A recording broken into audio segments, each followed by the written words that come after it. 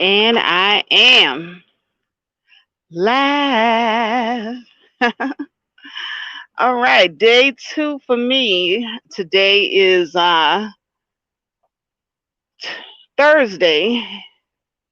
And let's see here. Looks like this is Thursday, July 9th, 2020. Thursday, July 9th, 2020. And I'm on my morning ride again. I'm heading towards the yard. And I have a really interesting subject that I want to talk about today. Usually, when I do my morning lives, I do my morning rides. I don't really have a particular topic. These are just my pithy thoughts as I'm rolling down the road. But I did want to give a shout out to Sister George and Concrete Rose at the breakdown, a woman's perspective. They had a really great panel yesterday. I really enjoyed it. The topic was about ugly women and whether or not they are what was it? What was you say? Oppressed, or whether or not ugly women were oppressed. And I found that to be a really interesting topic. I went in to listen on it, and I didn't really think that I was gonna get on the panel and take part in the discussion, but I ended up doing it anyway. I hate doing stuff like that because, and one thing that I want to also put out there, I am really, really, really proud of the progression that I have made in my life as far as my self esteem and my maturity, because I saw a time where I would not have been able to take something like that. So it just goes to show, that there's a lot of growth here, a lot of growth. But yeah, the topic was about ugly women and whether or not they suffer a lot of oppression. And there were a lot of people that were on the panel, mainly men, that didn't think so. And I kind of had a feeling that it was going to go that route. Had a feeling that it was going to go that route. So I wasn't really surprised at what a lot of the men were saying. But at any rate, it just felt good, to get my perspective out there. It felt good, not to allow myself to be silenced or marginalized or put in a particular box or told that I can't have a voice, I can't have an opinion, or bullied into not having a voice or not having an opinion. And so that's actually what I want to get into today. That's actually what I want to talk about, because there are situations, especially with black women in particular, where we are marginalized and we are put into the corners or into the back and told that we are to sit up, to shut up and just basically serve as mules for the community. We'll bring you out when we need you, type thing. And I'm here to say that people will treat you that way if you allow it. If you feel that this is the type of treatment that you deserve and that that's your state, how can I say it, that's your stage in life, then that's exactly how people will treat you because you allow it. Now, one thing that I've never been a fan of is I've never been a fan of people bullying other people. I've never been a fan of that. I hate bullies. Matter of fact, when I was a kid in grammar school, I was always taller and bigger than a lot of the other kids. And even though I was quiet, I didn't bother anybody. And nobody really wanted to bother me, to be honest with you. When we were kids, I was bigger than a lot of boys and girls. And I would beat up both. And so if I saw another kid being bullied, I would interject myself and I would fight for that kid. And that's just how that's how I am now. I would interject myself and fight for others. Um,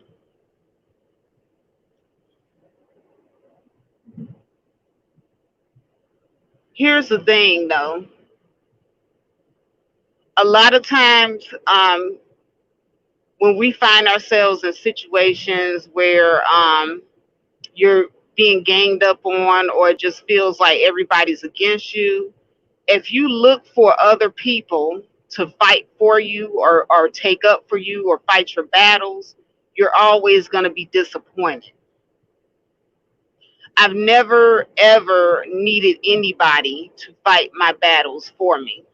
Now, it's good when that happens, and when it does happen, I appreciate it when it does happen, but I don't expect it. If you sit up and you wait for other people to fight your battles for you, you're going to be disappointed. You have to be your own advocate. You have to advocate for yourself. And that's what I've had to learn over the years. And this came, like, I think I figured this out back when I was in grammar school. Because even they people even tried to try, the big girl in class. And if I never took up for myself, they would have kept on trying me. And that's the lesson I like to put out here to a lot of you, because there are some adults running around here with this woe is me attitude. And they feel like they have to be protected all the time. That it's actually other people's job to protect them. And you can't say that there aren't grown people that feel this way, because just like with that incident that happened last week, where LAR was accused of being emotionally abusive to women in my chat room, or the women in the chat room felt like they should have been protected from his presence on a social media platform. And I'm trying to find the right words to express how I'm feeling, because I'm using what happened to me yesterday on Sister George and Concrete Rose's panel. Sister George and Concrete Rose, they have a plant panel that's open to everybody. So, it's well known that even though they say that this is a woman's perspective and a woman's channel, they do allow men to come in and speak their minds. And so, in me knowing this, I know that I can expect to hear some stuff that I probably am not going to agree with. But it is my job to protect my own feelings and to have my own emotions in check. It's not Sister George's job, it's not Concrete Rose's job to make sure that my sensibilities and my emotions are in check. That's my job. And see, I really feel like we give people responsibility over us that we ought not be giving, because every adult should have their own mental faculties in order. I'll put it like that. Every adult should have their own mental faculties in order. So, with all that being said, I'm just going to get right down into it. I went on the panel, and some things were said about my looks. Not directly, but there were times throughout the time that I was up there where somebody said something about. I think I said something about when I talked about an experience when I was street harassed, and one of the guys went out of his way to make sure that I knew that he thought that I was unattractive, because he said, "Ain't nobody street harassing you." He made sure that I knew that this was his stance. So he went out of his way to say that. And if I was a type of person who was not already emotionally secure within myself, I would have allowed that to harm me emotionally. And this is the reason why I have to say, when you guys come on this social media platform, you cannot be the type of person that needs to be emotionally coddled. and it's nobody else's job to emotionally coddle you on a public platform. Either you're prepared to deal with what comes at you when you participate in these types of platforms, or you're not. Uh-oh, hold on. Who is this? I don't have my glasses on, so I can't see. Oh, pretty black. I think I see you. Good morning. I'm on the grind again, yes, and I'm talking about people being emotionally prepared to deal with social media platforms and spaces, and that is nobody else's job to protect your emotional instability. As an adult, you're supposed to get to a point as an adult where you are prepared to deal with that on your own. It's nobody else's job to protect your emotional sensibility when you're an adult. Now, children, that's something totally different, because we're supposed to instill self esteem and confidence in children. And by the time you become an adult, you're supposed to have enough of that to sustain it on your own.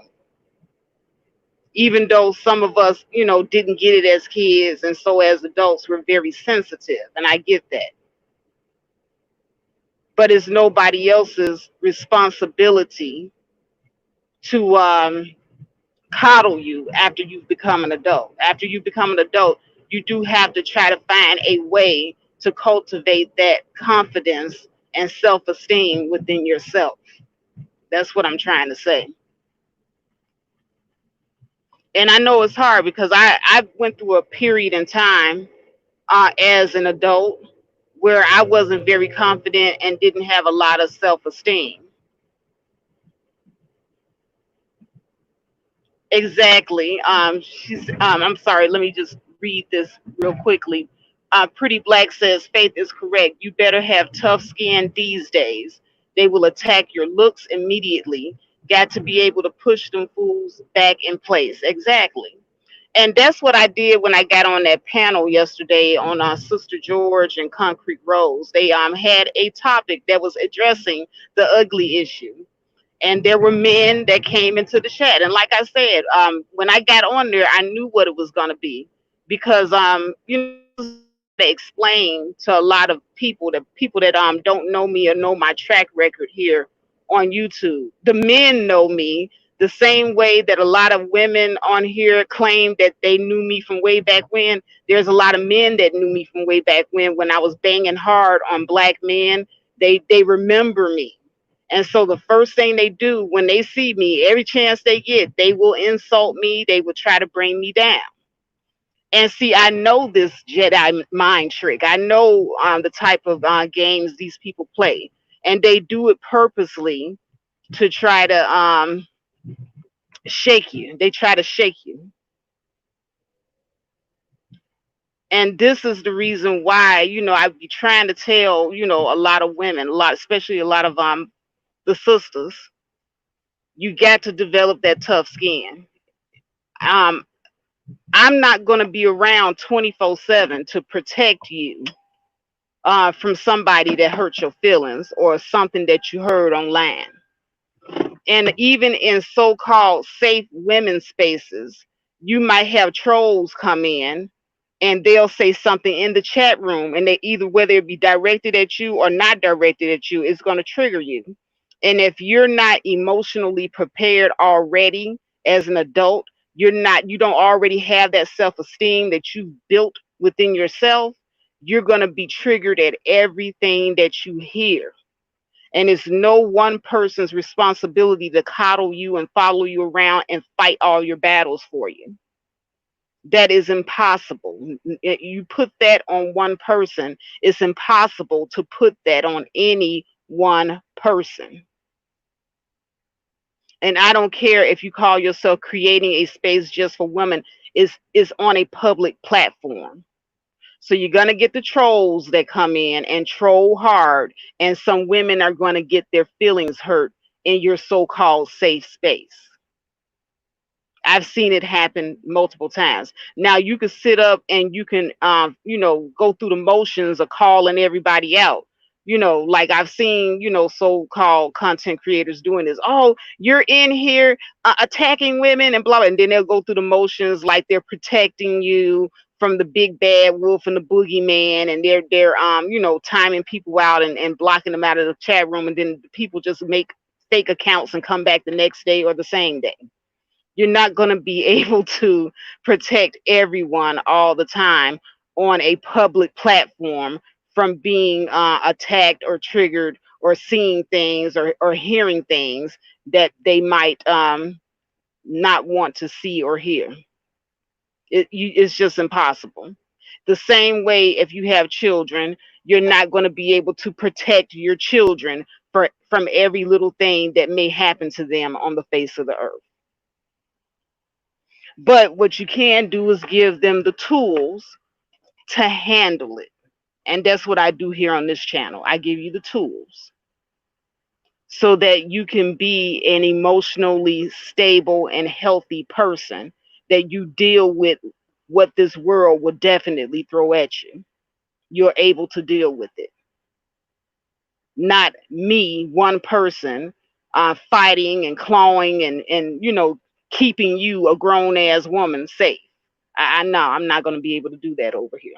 I'm sorry. I got my own battles to fight. Hold on, y'all. I just made it over here into this yard.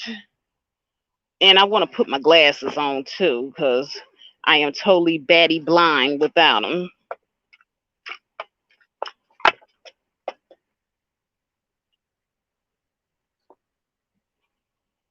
Clean them off first. I think I'm going to go and get myself a different prescription. That's what I'm going to do, because I feel like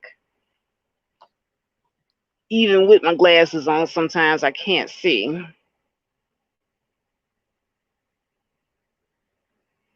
All right, y'all. There we go. I can see a little bit better now.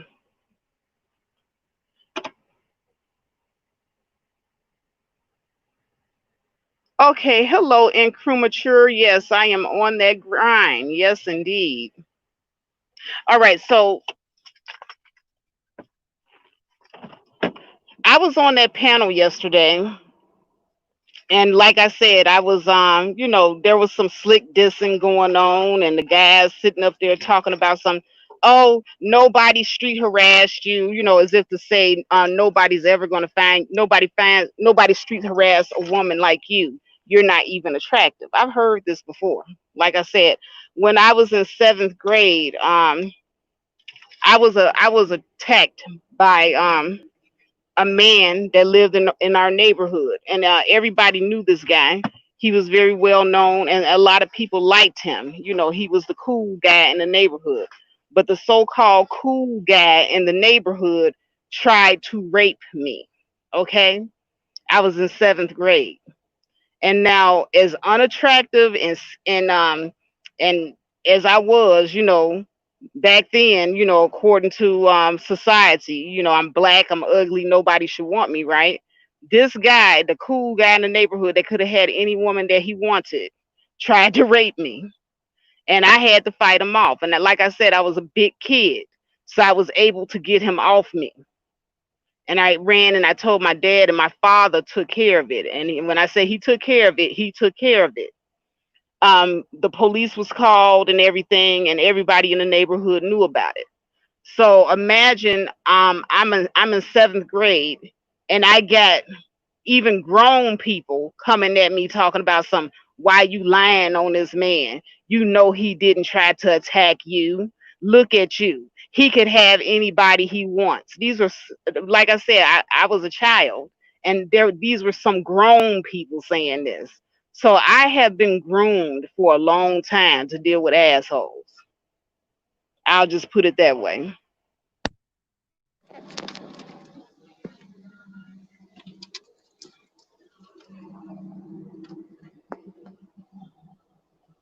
Oh, I didn't know my microphone came out here. Blue Devil says, sorry to hear that, Faith. No, like I said, that happened a long time ago, and that's just me using it as an example of how people are, And like I said, as a child, I didn't understand it, and as I grew to be a woman, I realized that I had to lift my own head up.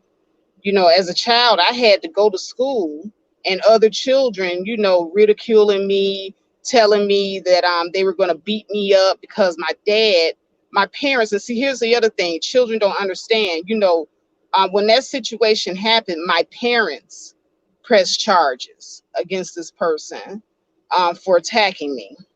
As a child, I didn't have any control over that. It was my parents, but other children don't know that. All they know is that the person, their neighborhood hero, was being accused of a crime, and they wanted me to cease and desist with with prosecuting him, believe it or not. So I had other children my age running up to me saying that they were going to beat me up if I didn't drop the charges and all this type of stuff. Like I said, the community does not rally around you at all. And they will tell women who have been marginalized in society that they don't have a right to protect themselves or have a voice or any of these things.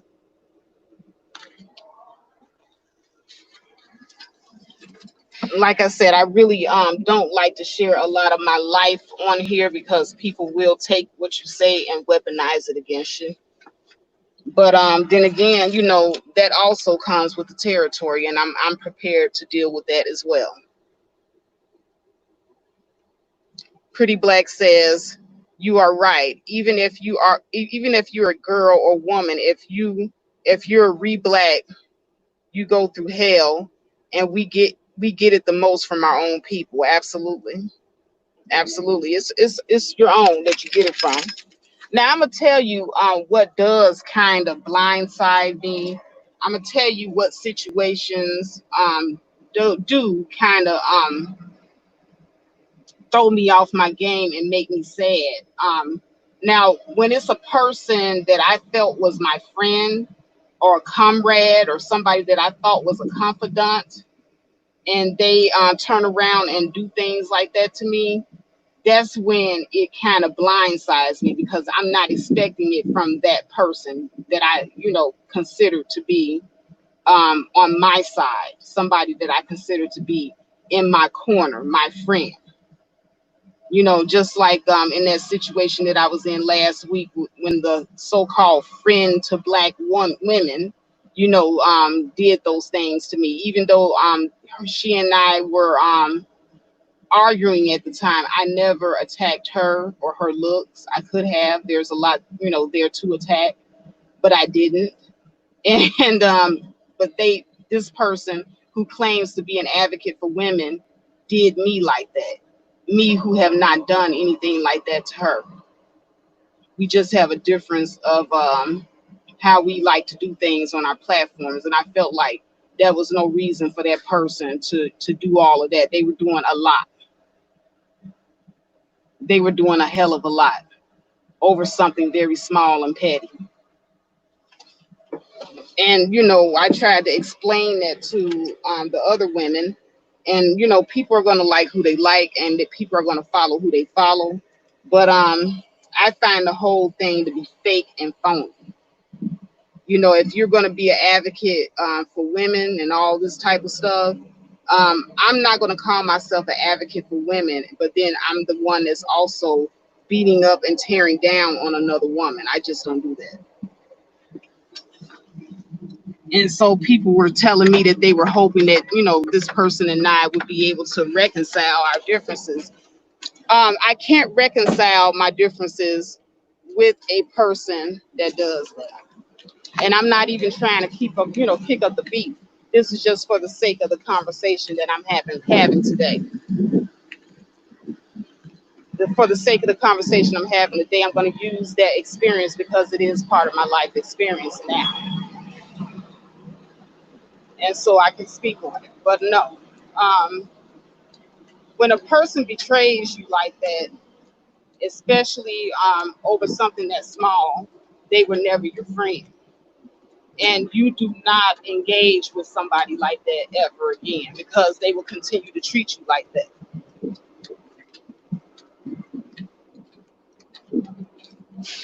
Oh, I knew what you were saying, Pretty Black.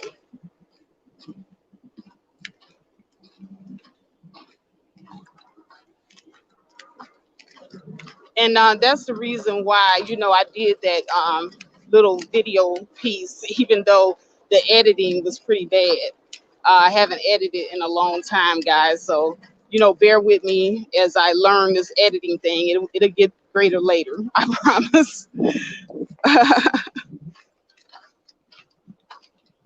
But Pretty Black says, when I was a kid, it wasn't cool to have big lips or features or big features. Now it's acceptable because of Kim and the other non-black women have it. Now it's mainstream as long as you're not black. Exactly. Exactly. As long as you're not black, the same features that black women are born with is cool on non-black women, but not cool on you.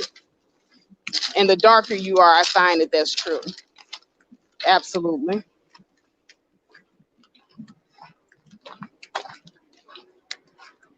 But here's the thing, when you have a healthy self-esteem, when you know your own worth, when you get attacks like this from other people who are really trying to tear down your self-esteem and self-worth, it doesn't work.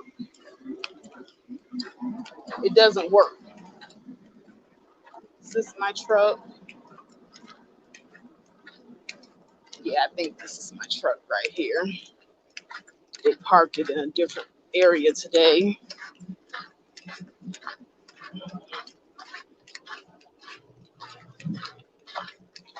Yeah, so you'll have people that'll purposely try to tear you down. And the thing about it is, when you have that strong sense of self and you know who you are, regardless of what somebody else tries to tell you. And that's the thing, you never allow anybody else to tell you who you are or tell you what you are worthy of. Okay, these are things that you should define for yourself. You never let nobody else define that for you. Because if you leave it up to somebody else, uh, the other person is always going to give you less than what you deserve, or what they themselves would have themselves have. They will put you down. They will put you at the bottom. I read something in the chat room yesterday where some man posted that ugly women are for sex, and they had better have good attitudes, and they had better give the best head jobs and suck toes too. And see, this is what I'm talking about. This is what I'm talking about. When you let somebody else start telling you what you are supposed to do, and what your station is in life, that this is a good example of somebody and what where they would have you stationed at. They would have you stationed in life as just the sex bag and toe sucker. you know. So if you are the type of person that's willing to accept that this is your station in life, you're gonna be the penis sucker and toe sucker, and that's your station in life, and you accept it because this is what another person assigned you. Then that speaks volumes about how you feel about yourself and your self-esteem. And nobody else can give that to you. Nobody else can fight for that for you. You have to fight for that for yourself.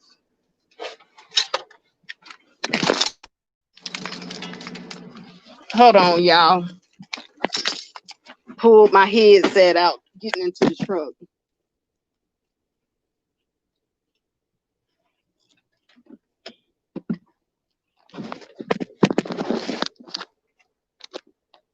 All right, I got my headset back in. I hope you guys can hear me.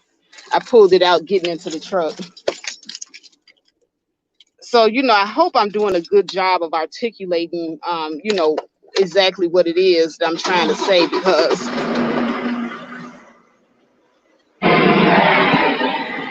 it's kind of difficult trying to explain, especially to grown people, that,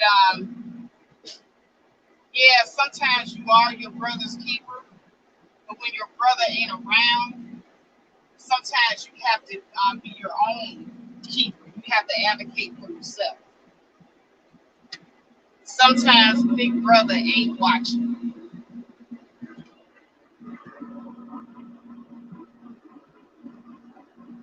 Pretty Black said, yes, these niggas love to put down dark-skinned sisters and always want them to jump through hoops and get abused. Be treated any old kind of way. I see it all the time. Absolutely. But I'm not even talking about that though, because we know that that is the case. But I mean, this not even about men doing it. You got women doing it too.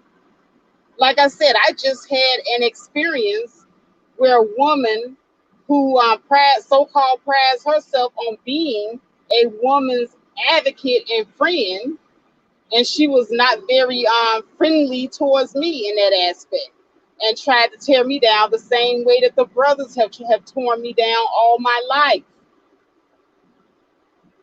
and people still follow her. And to me, once you show me who you are, I believe you. It don't take one time, and that's male or female. You show me who you are one time, and that's it. Just like on that panel, there were brothers on there sitting up there cracking jokes, talking about something. Oh wait, ain't nobody trying to street harass you or whatever. Now I take notes and I take names of who people are that are abusive towards me. Now, let me go back to the whole thing with LAR. I've been knowing LAR on social media now for 6 years. I've been knowing what his stances are for 6 years. Now, even though LAR and I have differences of opinion, LAR have never done to me what those men did to me yesterday when I was on that panel. And once again, I'm not a victim because, once again, I went up there. But I'm emotionally secure enough to deal with that type of thing. But let me just point out, here's the difference between the so-called man that a lot of women were sitting up here saying emotionally abused them on my panel. LAR never did nothing like that to me.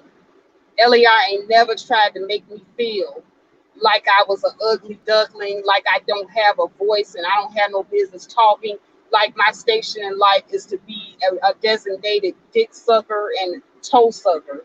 This is what those other men said to me. That is emotional abuse. That is emotional abuse, by the way. In case anybody is confused. What happened on my panel, then I hate to keep bringing it up, with LAR, that was not emotional abuse. Like I said, I've been knowing this man for 6 years. He's a good guy. He's never done that to me. Never. And see, I'm a woman, and I'm speaking from a perspective of a woman and a little girl who have been physically and emotionally abused. So I know the difference.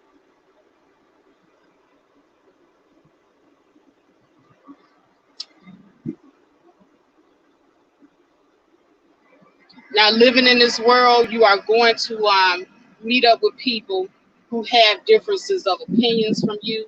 There's a difference in somebody simply having a difference of opinion and expressing their ideology, and somebody that's just out to just tear you down mentally and emotionally. LAR is not that type of guy.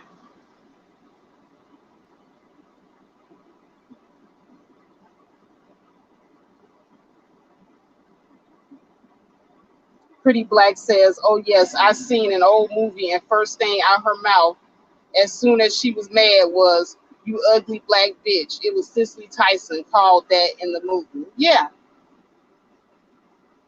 Melanin Shop Talk says, it's a shame that the manosphere didn't come out in support of LAR. Well, like I said, a lot of those guys in the manosphere, the same way that there's hatred and envy amongst women, there's also hatred and envy amongst men. And that's another topic for another day. But I'm gonna tell you what that was.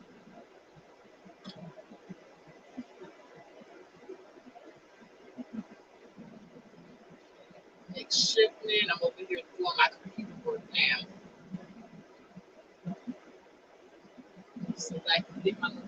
trip off. And as always, I got to disinfect this truck because other drivers drive this truck when I'm not driving it. So, because of this corona,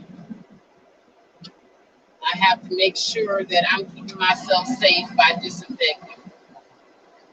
Let's start my pre-trip.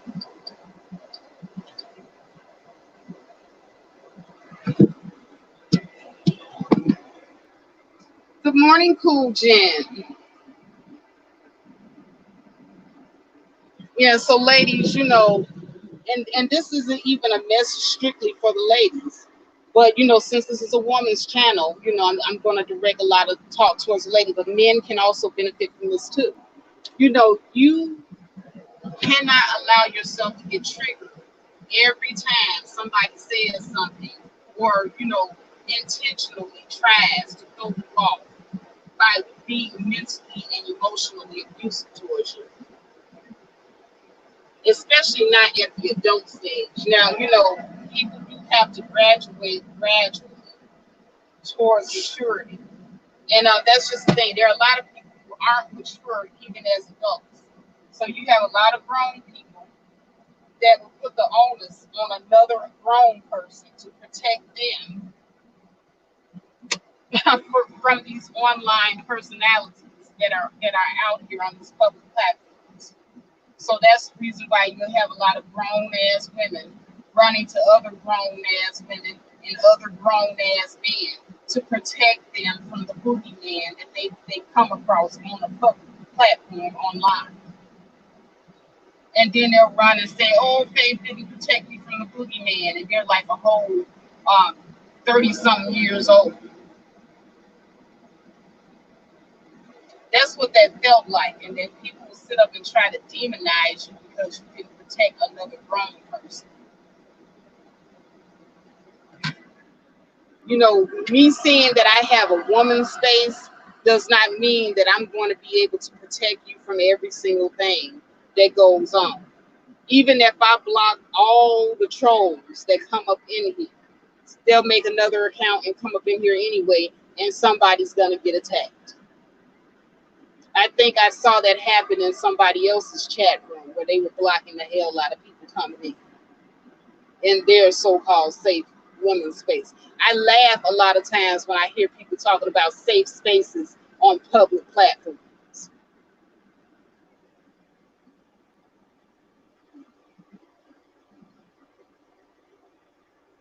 Oh, thank you, Melanin Shop Talk. Melanin Shop Talk says, "I love the way you have been standing on your square, even if it means you are by yourself." Oh yeah, um, it doesn't. It's no. How can I say? I am no stranger to having to stand on my own. Like I said, when I have allies, if somebody comes and they are my ally, it's good when you have allies, but a lot of times you're not gonna have allies. A lot of times you are gonna have to stand on your square and on your own, and you have to be prepared to deal with that. But there are a lot of grown folks out here that ain't prepared to stand on their own. They always looking for somebody to co-sign them.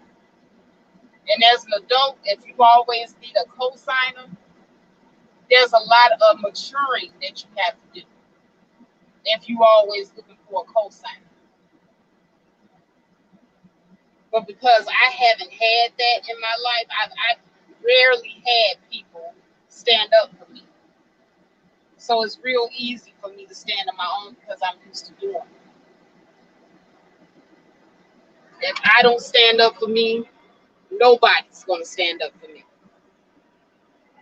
And that's the type of attitude that everybody should have. Because you can't sit around waiting for somebody else to stand up for you. It's just not real life.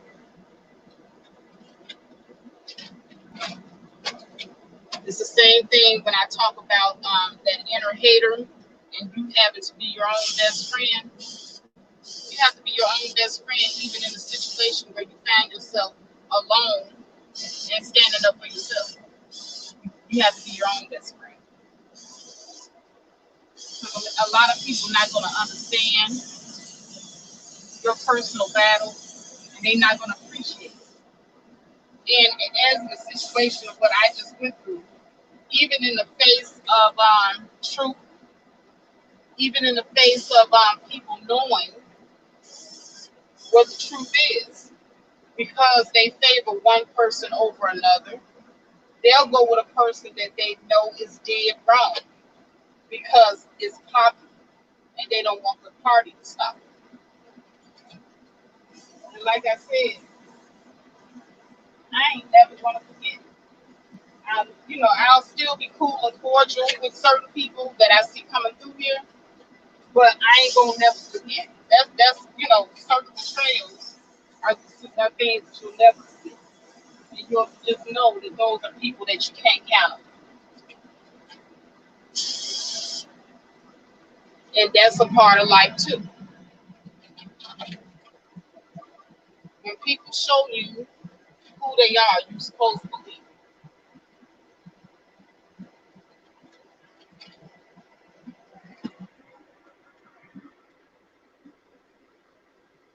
Melanin Shop Talk said, because everybody else is scared they will get doxxed. Real talk. I can believe it. And here's the thing, like, what is a dox? You know what I'm saying? I've never been afraid of doxing, but then again, I don't be on here pretending to be something that I'm not. I don't know. I don't understand what a dox is. If somebody put my address out there, somebody showed up to my front door. But faith, I got several, not one, not two, not three, not even four, but I got several firearms that I carry on me in my vehicle and in my home.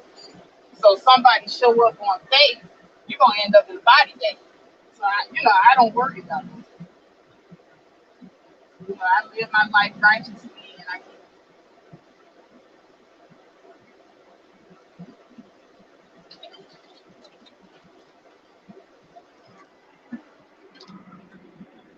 Melanin Shop Talk says they know the person was wrong, but they're afraid to speak up. Well, I guess that's the reason why God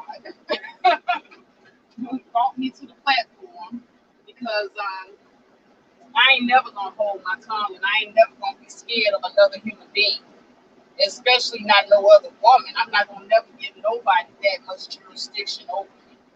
When you getting to the point where you're a grown person and are you afraid of somebody putting some information out about you online to some online motherfuckers that you don't even really know in real life? Once again, people need to really get their emotional stability in check. I can understand that for children being intimidated by peer pressure, and that's what it is, it's peer pressure. I've never been governed by peer pressure. I'm pretty much marched to my own.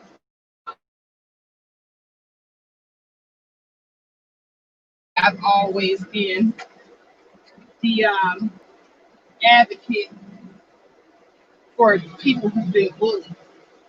Like I said, I was a big girl when I was younger, and I was always a little bit bigger than some of the girls and boys I went to school with when I was in grammar school. So if I saw other children being bullied, I was big enough to be a bully myself. But I would fight for those other children until I was getting in trouble all the time. Then my parents came up to the school and told me I had to stop. But I just always had a heart. I don't like bullies. I hate bullies. And it's so funny because this person, when I first went to her platform, one of the first things I remember hearing her say is that she doesn't like bullies. But she is one of them, definitely a bully. Anytime you got to threaten people by doxing them and all this other stuff, and talk so harshly to your audience, telling them what they supposed to do and what they ain't supposed to do on your behalf. I ain't never told nobody that they supposed to fight for me. I fight my own battles. I stand in my own square.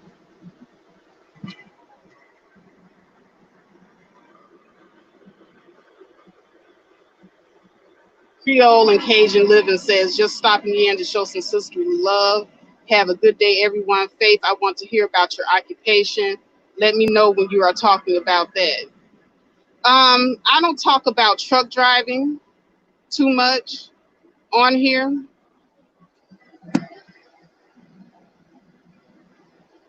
I don't even know why I don't talk about it. I don't really have a good reason not to.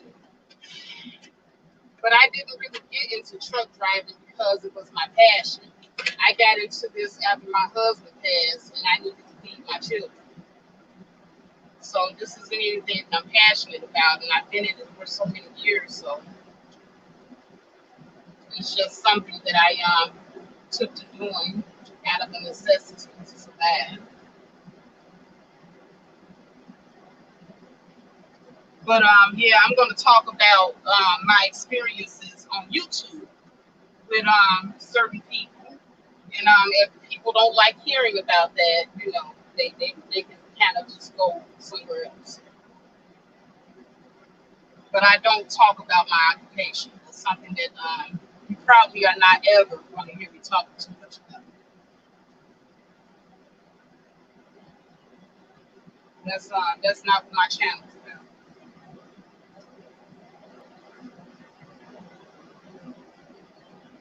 But if you want to be a truck driver, I'm going to tell you what I did. I went to truck driving school. And the reason why I went to truck driving school because there are a lot of companies that do offer to train you for free, but you are stuck with that company for the duration of paying them back for the training that they give. So you may be stuck with a company for 2 years, you know, being a slave to them while you're paying them back for the school. And I didn't want that, so I took money and I paid out of pocket to attend a truck driving school. Now, when you get your CDL from a truck driving school and you get certified at a truck driving school, you can take that anywhere. And if you're not happy with the company, you can leave. You're not stuck with that company for 2 years or whatever.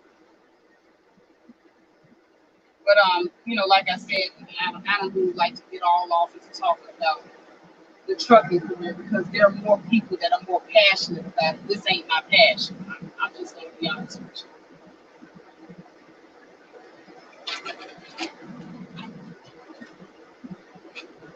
I do it, but it's not my passion. Not, you know, dissatisfied with it, but it ain't my passion.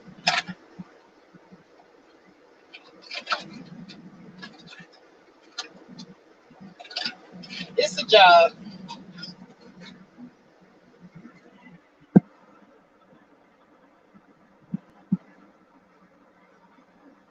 Creole and Cajun living, you wanted to be a truck driver. It's a good field. You'll make a lot of money. This is one of the fields where it's easy to make just as much money as doctors and lawyers without having to go to a 8-year institution. Melanin Shop Talk says they have plenty of black women trucking channels on YouTube. Yeah, they do. There's a lot of. So, you know, I don't feel like I need to lend my voice to that at all because there's a lot of them out here talking about it.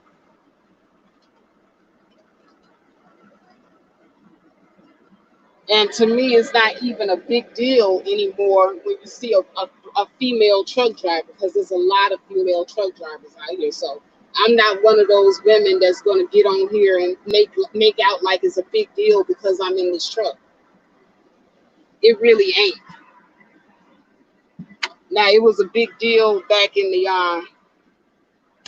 late 90s, but not now, you know.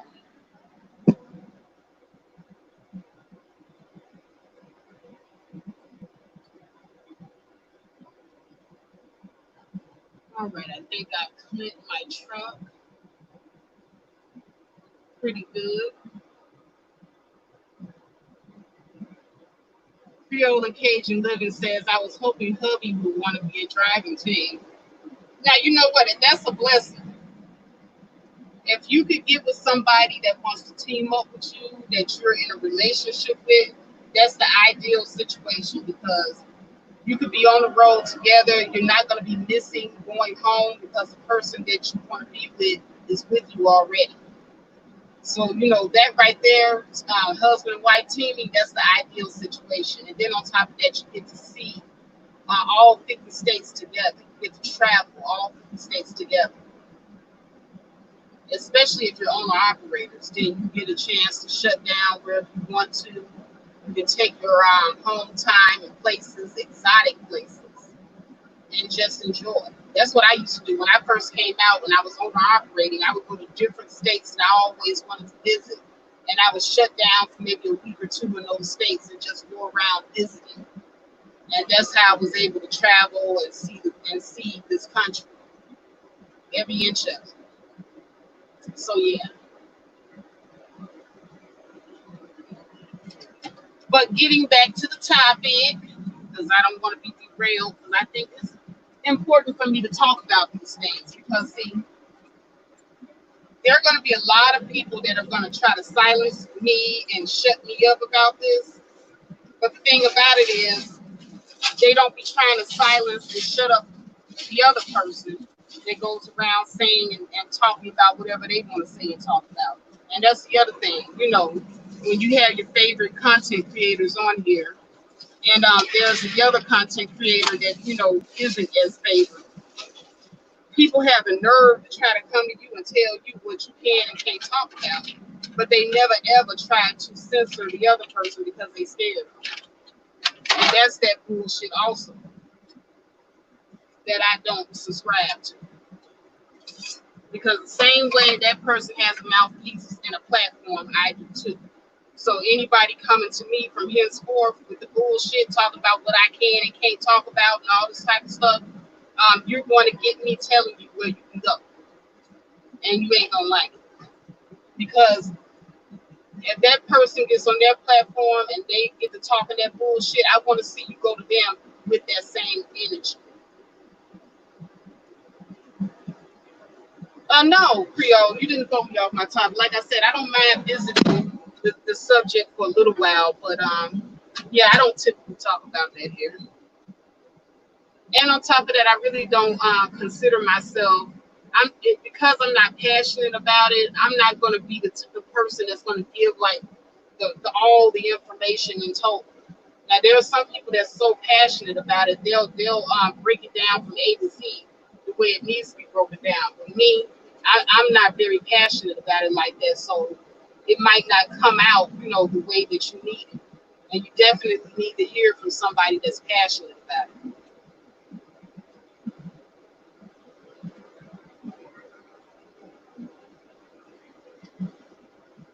But like I said, definitely, if you don't have your own sense of self-worth, your own sense of self-esteem about yourself, you're not a mature adult, then public platforms, public social media is not for you. If you're looking for content creators to protect you and your sensibilities from something that you might hear or see on a public platform online, I am here to tell you that these public platforms are not for you and that you probably should not come here. Because no one person is going to be able to protect you at all times. That is very, how can I say, unreasonable. There's an unreasonable and unrealistic expectation to put on one person.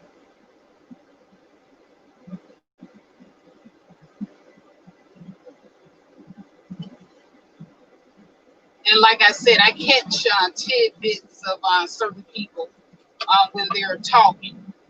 And it makes me laugh because I find that this person is kind of abusive to their people. Sitting up there talking about, who needs to have their back and who gets to talk and when somebody should come in and protect her and all this type of stuff. If I sat up here and said those things because I'm not a bully and y'all know that I'm a very soft person, nobody would accept that type of talk from me. But I don't get how you all allow this person to talk to you and bully you like that. I've always been a free thinker. And, you know, these so-called people that are free thinkers over there, you're not free thinkers, you're all a sheep.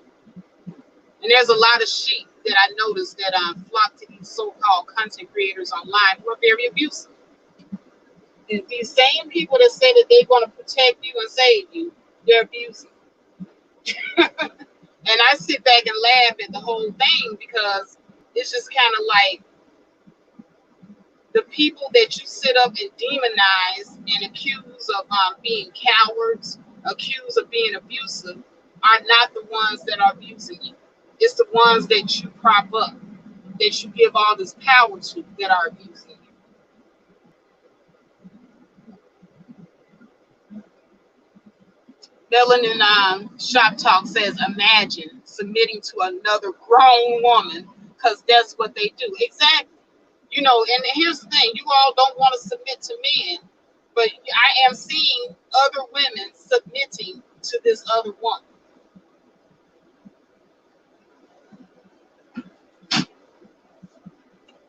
And the shit is sickening. You know, like I said, I ain't never been one to bite my words, miss my tongue, or none of that. But the shit is sickening. Ain't no way. Like I said on my other live stream, they all will be sitting out there with their tongue out, standing in line, waiting to see who can lick the kitty the best. That shit is just disgusting. I ain't never been an ass kisser.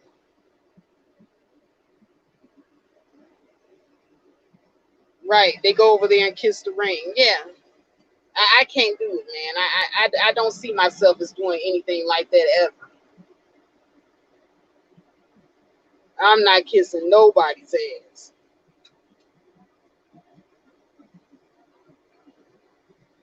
But like I said, if you want an example of how you can still deal with adversity and walk out of it with your head up, walk out of it with your self-esteem still intact, go to Sister George's panel and watch me on there. Watch how the men, they definitely came for the throat. They tried to definitely emotionally abuse me, and watch me laugh that shit off and go the fuck on about my business and not lose no sleep over that shit. You have to aspire to get to that emotional headspace. Once you're in that emotional headspace, you are titanium and unstoppable. You are a force to be reckoned with, because nobody will be able to control you with just words.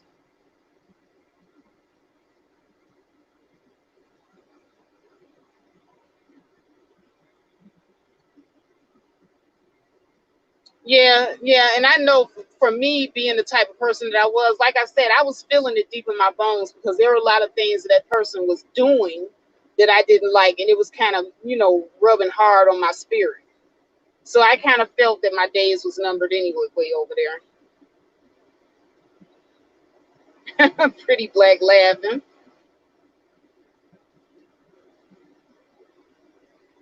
But yeah, I'm not going to be the content creator going off on my audience talking about how y'all ain't had my back and how next time y'all better do it this way. And the next time that fucking happens, I'm going to, all these threats and all this type of stuff. I'm sitting up here listening to this person and how they talking to their people. And the men, somebody even did a video and about her and propped her up, in a montage. And I'm sitting up here like, this person talking to y'all like this, pretty much dictating to y'all, this is what it's gonna be. I'm the queen bitch in charge, and you all are my peons. That's how it came off to me. And I'm like, you motherfuckers is over here worshiping the hell out of this motherfucker. And this is what I'm saying. This is what I don't like about my people. We love assholes. We love them. Now, when black men accuse us of liking Pookie and Ray Ray, I submit to you today, we don't just like Pookie and Ray Ray. We don't just put Pookie and Ray Ray on the pedestal. We put Boom Quisha and Aisha on the pedestal too. We put them on the pedestal too.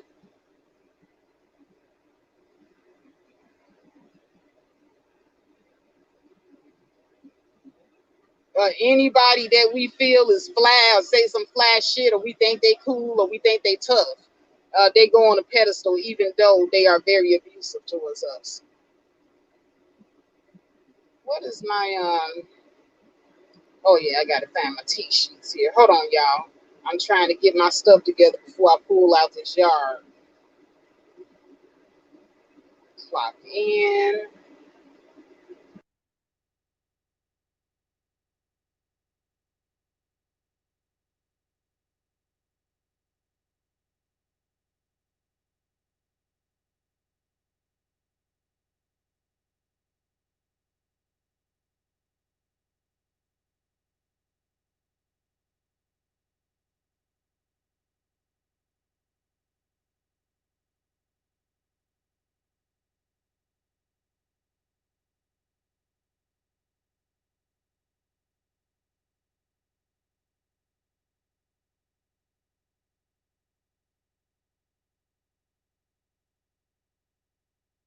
Book. So I'm loving that.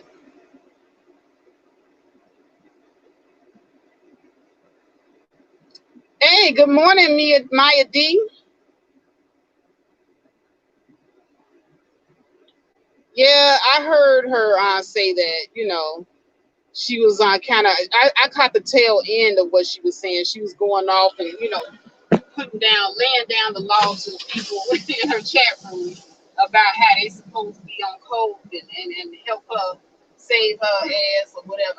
I don't know what the context of it was, but it didn't sound good. I definitely would not want nobody talking to me like that. And I'm supposed to be following them. Like I said, I ain't never needed nobody to help me do a damn thing.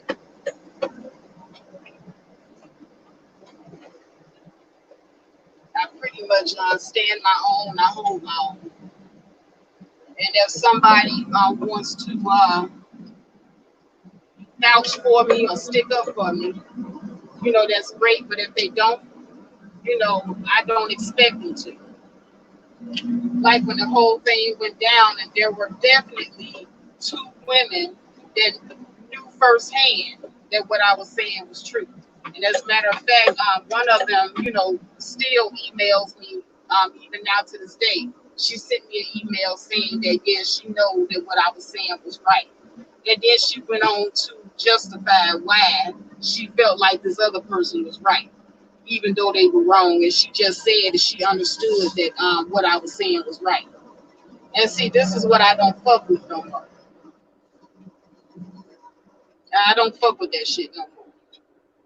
Because, how you going to sit up and tell me, oh, I know you right and everything, but no, as soon as you go into the but, I know it's some bullshit.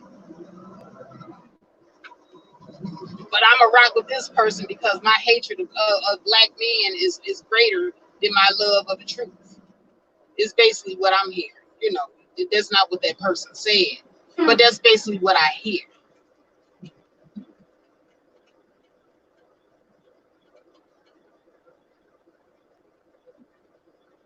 CA, what's going on, CA?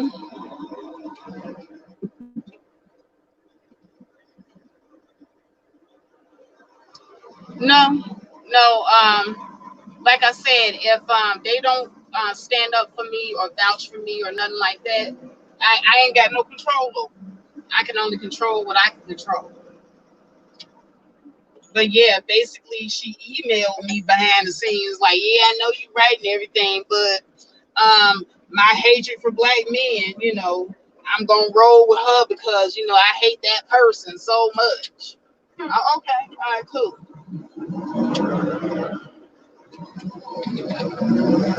After that, there's just certain people that I see you and I don't see you. I know exactly what I can expect from you. Once again, when people show you who they are, you believe it.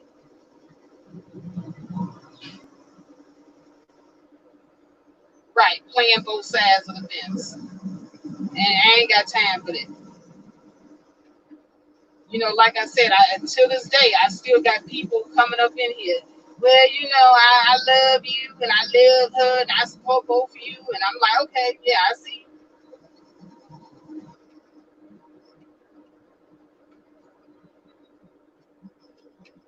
Exactly. Creole says, I recognize that we just love drama. Exactly. And see, they are going to go to the place where they're going to get that excitement. This person is a shock jock content creator. And they play the feel good music, like I said in the other one, the other live that I did. They're like the Reverend, play the feel good music. You get to go over there and commune and see the people that you like to see. And, you get that dose of shock jock treatment, and you get to idolize and pedestalize this person. They've already done it. I think that there needs to be some kind of science done or some kind of study done on people who idolize and pedestalize people, even after knowing that they are swindlers, even after knowing that they are not exactly what they portrayed themselves to be. There needs to be a study on that, because I'm really quite sure that there has to be some kind of brain activity that gives them the ability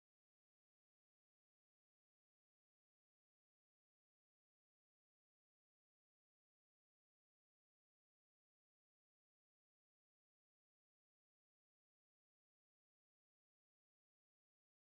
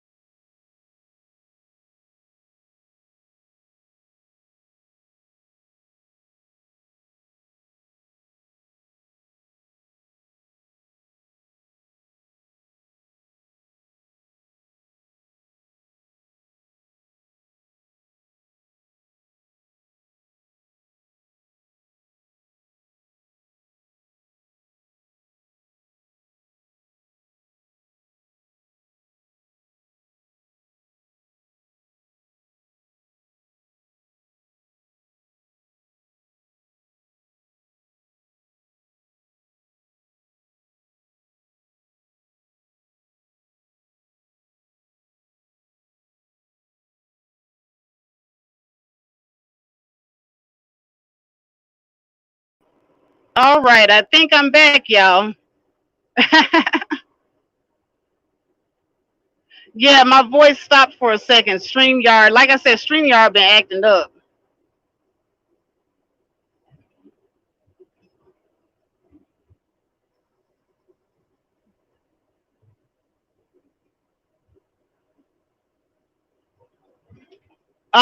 Yeah, okay.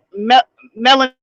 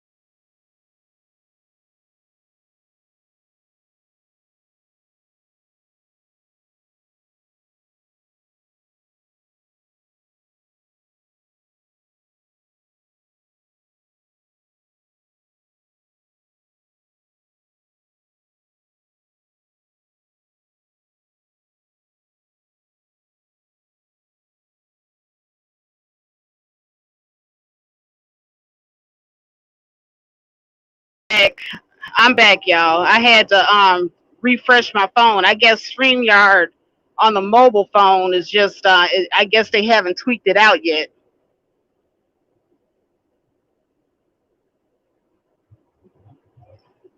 And no, I'm not gonna say anybody's name on here. For those that know, they know who I'm talking about. Now, if you guys say it down in the chat, I ain't got no control over that.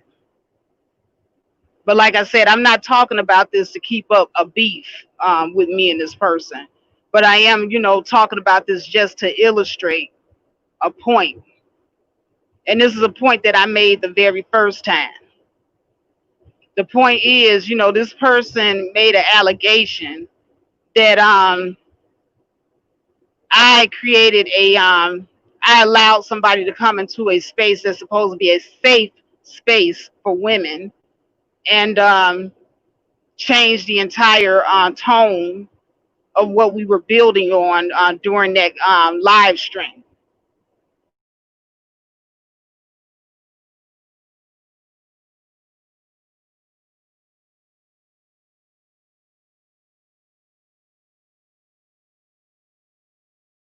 Live stream that's very similar to what I like to do here. I like to have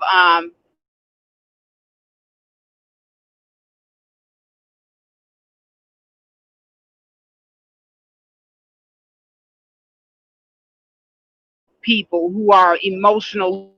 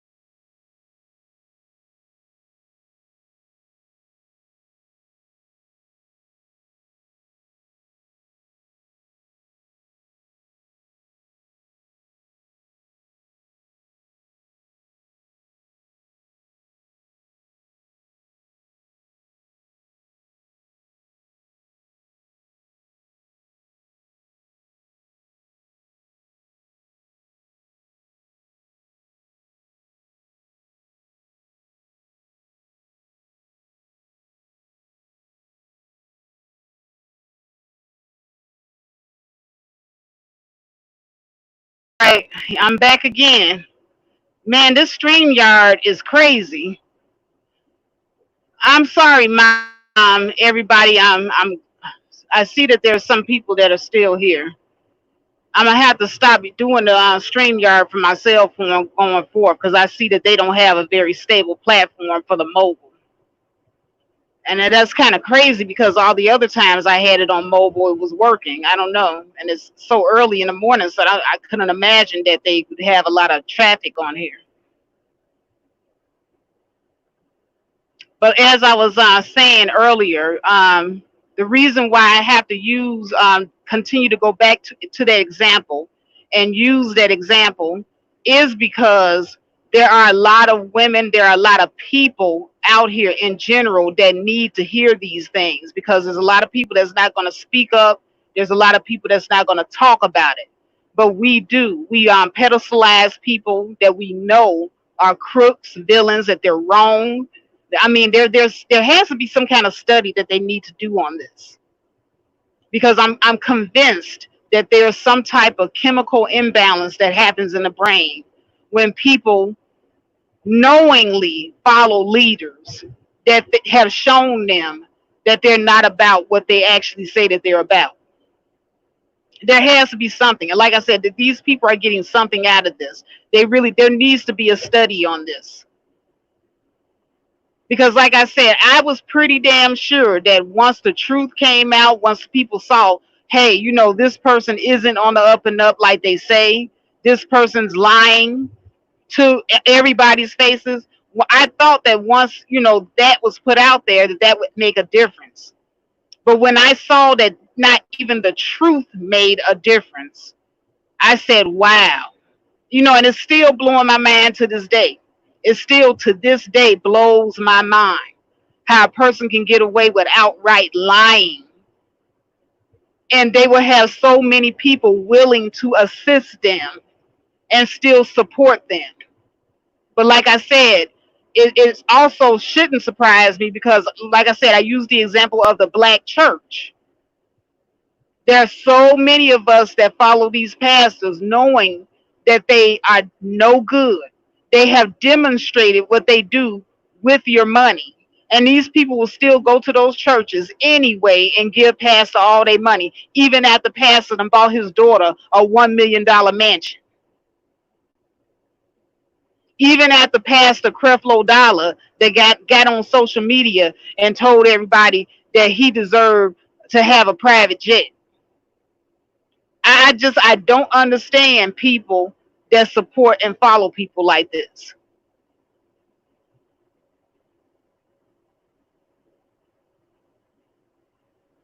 Good morning, Yellow Rose. Let's see here. CA says Creole and Cajun living because those dudes don't have real jobs to pay rent. YouTube is the only job they have. Waking up to get one gender, get angry for profit, not intellectualism. I agree. I agree. And a lot of people are profiting off the gender war. It's a big money maker over here in black YouTube. So when you have somebody like myself saying, hey, I don't want a gender war, I want to do something else. I want, us to be able to coexist in the same space without tearing each other head off. All of a sudden, they make up these little catchy phrases like black male identified. And like I said, these other women, they take it and run. They take it and run with it, even though that has not been your track record, and they can clearly see that that has not been your track record. But because their favorite YouTuber said it, it's true.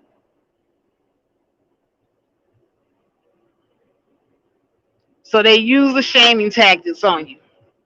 Mammy, black male identified, wanting the last penis, stuff that ain't true. Slander and defamation of your character. And they know that this is slander and defamation of your character, but they will prop these people up and uphold them anyway. Like I said, when this person sent me the email and said, "Yeah, I know you did try to reach out to that person. I know you're right about that, but my hatred of black men supersedes the truth." Now you know when I start getting stuff like that, I'm done with you. I may see you, I may be cordial, but just know that I know you ain't shit.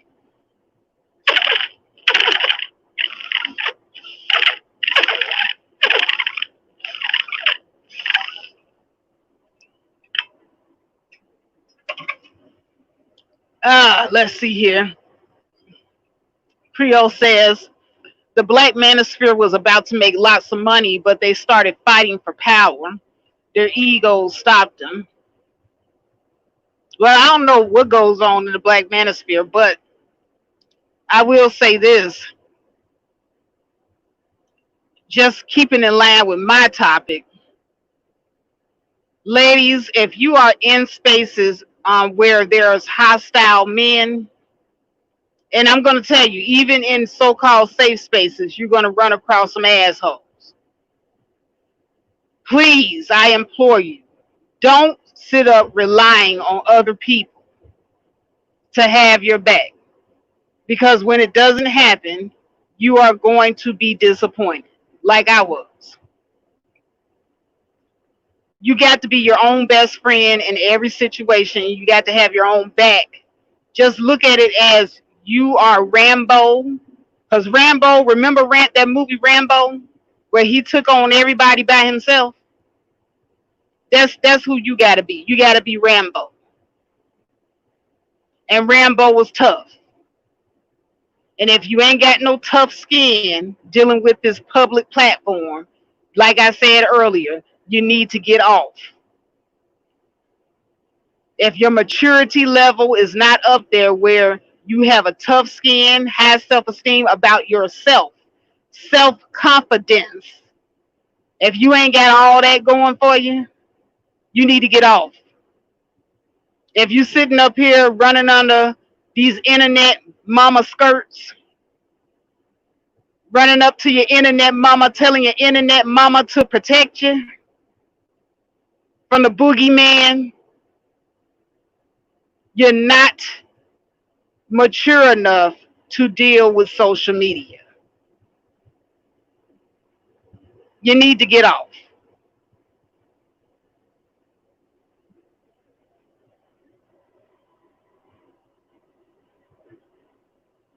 CA says identified is an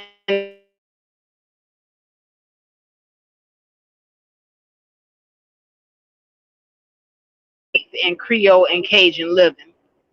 Yeah, I know what it is. But for the sake of those that don't, yeah, that's pretty much what it is. When you don't follow with their program, they say that you are black male identified. And here's the thing, I'm not going to apologize for not being anti black male. Not going to apologize for it.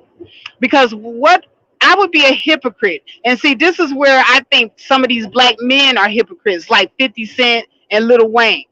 They sit up here and they talk about black women, but they all have, both of them, they have black daughters, downing black women, and that's the hypocrisy. How can you say you love your daughters, but then you turn around and down black women who they are a part of? And if you're a black woman and you have a father or a son or someone in your life that you love, how in the hell can you say you love them but be anti-black man? See, the two cannot coexist with each other. And I'm not going to sit up here and apologize. I am anti-asshole. That's what I'm anti. If you want to know what I'm anti-asshole. I'm anti-asshole black woman, and I'm anti-asshole black man. That's what I'm anti.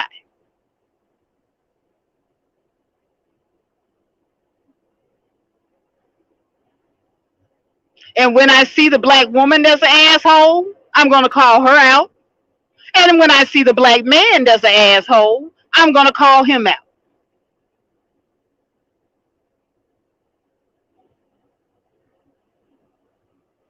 Oh, CA, I was on. It wasn't a male panel. It was what's her name? The breakdown, the woman's perspective, Sister George and Concrete Roses panel that they do every day, and it was a really good panel. I enjoyed myself. I think it was a great discussion. The men on the panel tried to tear me apart, try to, do what they normally do. They try to, be abusive and tear down your self esteem. But I am a healthy minded person that, nobody can do that to. Nobody, nobody, nobody, nobody. And I'm telling you, I've been all over this thing, and they have tried it numerous times on plenty of occasions. And here I still rise. Ain't been quieted, ain't shut up, none of that. And I'm telling you, that's how you gotta be. You gotta take on the attitude that you are Rambo. That nobody can get to you. When you start letting these people get to you, when you start allowing these people to speak for you, lead you down a path you don't want to go, you're no longer in control. And I tell you all the time, faith is always in control. I'm always in charge. I'm always the boss of me. Because the only person I recognize, that the only person I can control is myself, and I don't let nobody else control me. That's how the rest of you got to be.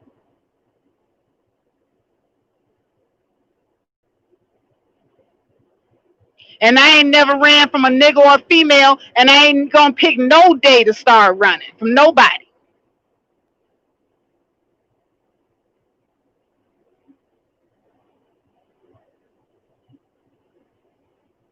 Yeah, you got people out here faking they death because they getting tired of being cyberbullied.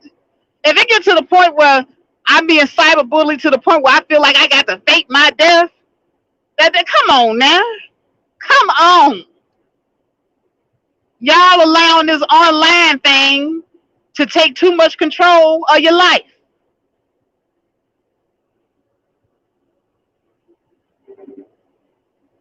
You're allowing the online thing to take too much control over your life when you're doing stuff like that. It ain't even that serious.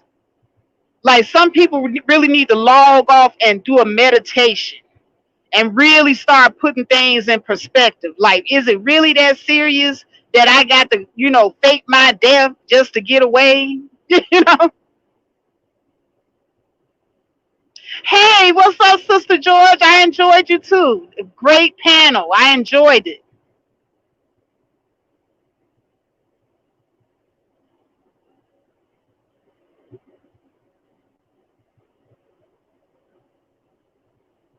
Oh yeah, Gia girl. Working on a job, there's always some demon trying to get people fired. Exactly.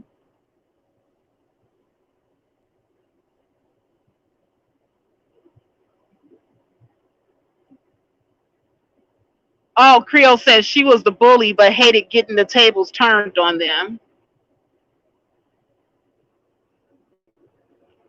But that's what I was saying, Sister George. I was just explaining to everybody that being on your panel yesterday, it really, really helped me drive home how Black women can empower themselves by not allowing themselves to be triggered in every situation.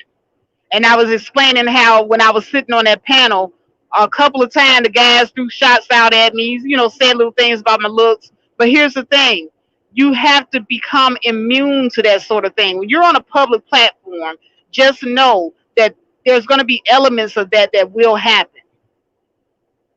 There's going to be elements of that. You got to develop a tough skin, and you got to develop self confidence. If you don't have that tough skin, if you don't have self confidence, these people will tear you down mentally and emotionally. And if you're not mentally and emotionally ready, then don't step to it. because you are most definitely going to go in spaces and hear things that you don't want to hear. And it ain't Sister George's job to protect you.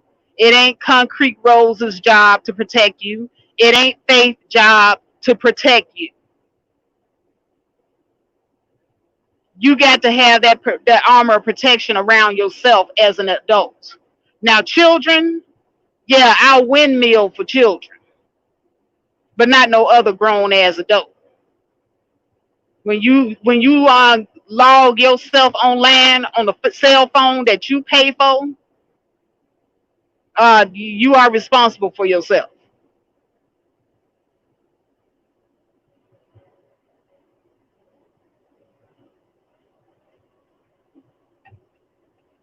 Creole says she faked her death because she was getting a taste of her own medicine. She was doxing people and someone found her information. Oh well, hey, karma karma is a bitch.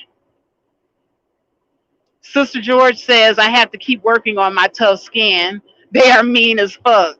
Yeah, but I think you did a great job, Sister George. If you were ruffled yesterday, I didn't know, but I enjoyed myself. I sat on that panel. I was able to give my perspective. Everybody didn't agree. Some of them were mean as fuck. But at the end of the day, when I logged out, guess who didn't lose any sleep over that? And that's the stage that everybody needs to get to, because you have to come to expect that there are going to be mean assholes out here, especially when you're dealing with social media.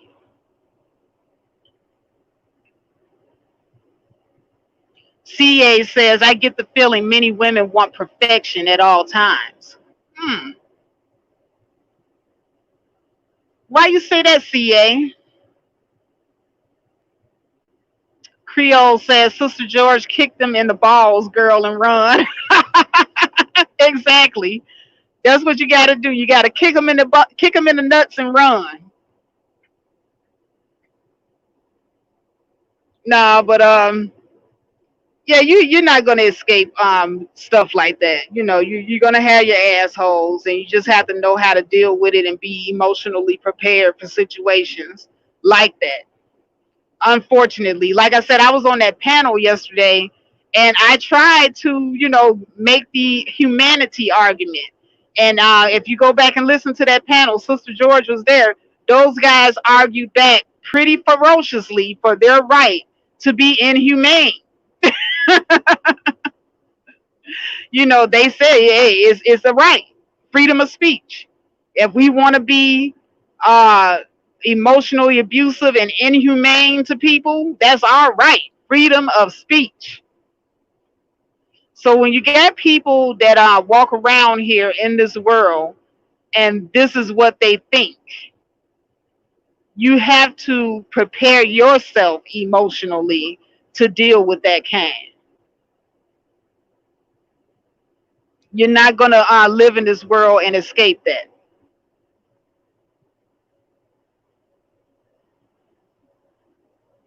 Sister George said, I had fun yesterday, but they can be really disgusting at times.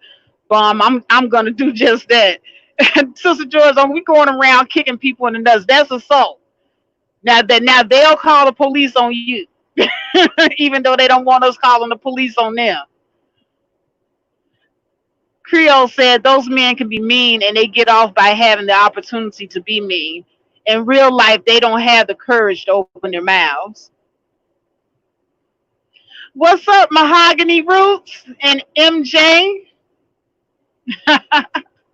Yeah, and that's the thing, being online on public platforms, men like that, they, like you said, they have the opportunity to be mean because there are so many women, out here that on social media that they have access to where they can actually get it off. And the thing about it is, you're not going to be able to prevent them from getting it off. Even if you have your own channel, and I got filters on my channel, by the way. I put filters on my channel that stop men and women from being able to come in here and just say any disparaging thing that they want. And do you know, even with me censoring my channel, I'm still not able to censor them from coming in here sometimes and typing something hurtful in the chat. So you're not going to be able to censor your way out of reality in life, but you are going to be able. You are going to have to be able to prepare yourself mentally and emotionally, and how you deal with it mentally and emotionally, and how you don't allow it to affect you mentally and emotionally. But you're not going to be able to shield yourself from these people. These people exist, and you just have to be able to deal with and navigate through it.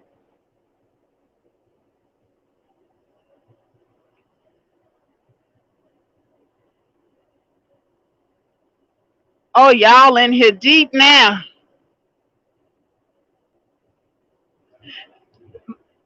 Thank you, Mahogany. Let's see here. CA says, because life has people that hate me as a dark skinned man, and I deal with it. Exactly. I deal with it without protection. Males are very unprotected. There is no protection for me. Well, CA, you have to protect yourself. You have to build up your own self-esteem and self-confidence to protect yourself. And the same thing with women. The same thing. Words can definitely hurt. I'm not saying that words don't hurt, because I get hurt sometimes. But like I said, there's certain things that hurt me. Like some random person, some random stranger, or a person that I know has a certain ideology about certain things, or a certain way that they operate, that I expect certain things from. I'm not hurt by them because I expect it. But when a person that called themselves an advocate for women, my friend, somebody that I thought was in my corner, when they do it, yeah, it hurts. That hurts. I'm gonna be honest. Now that's just me. That's just me. And maybe I need to get to an emotional frame of mind where maybe that doesn't hurt anymore. Maybe I should expect that everybody is going to stab you in the back at some point in your life.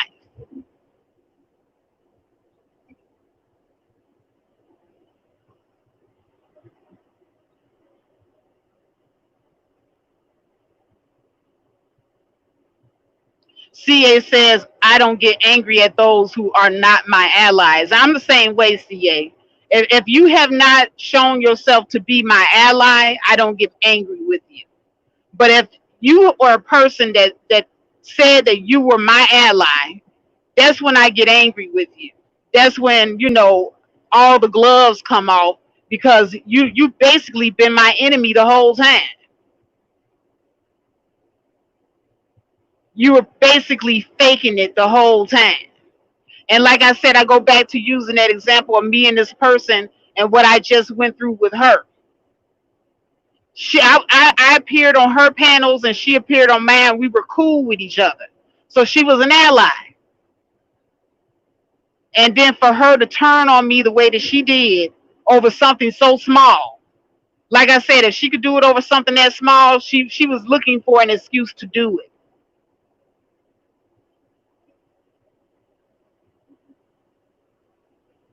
And so when I see somebody like that, that's when I get offended.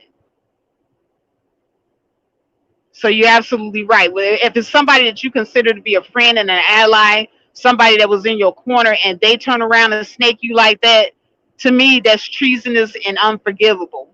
And like I said, people were coming to me talking about well, y'all can talk it out and work it out. I will never be able to work it out with somebody like that.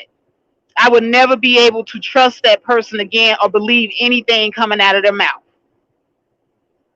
You done just burnt your bridge with me.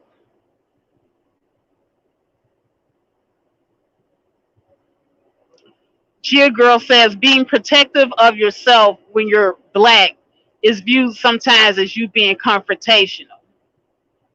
Well, yeah, that's true. That is very true. Because I've had people say that I'm masculine and mean, just like when I was on that panel, and Sister George was on there, And the guy said something about, it was kind of passive aggressive what he did. He wanted me to read a comment where the guy was making a comment about women who were overweight and expecting, somebody that was in shape or whatever. But he wanted me to read that comment, not even knowing that I'm not even overweight like that. Sometimes these guys are even try to place you in a box and they don't even know what the hell you look like. But that's something totally different. So we went back and forth, and I playfully told him to go fuck himself. I said, "Fuck you." And then they tried to shame me by saying, "Oh, now you're being manly and you're using man type language and all this type of stuff." But they are free to be emotionally abusive to you.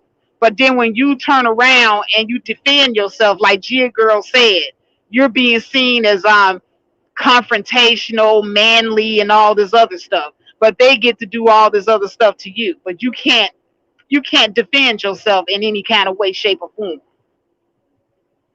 And that's bullshit. And like I said, I don't allow myself to be placed in that box. Because hey, if you can dish it, you can take it. You should be able to take it.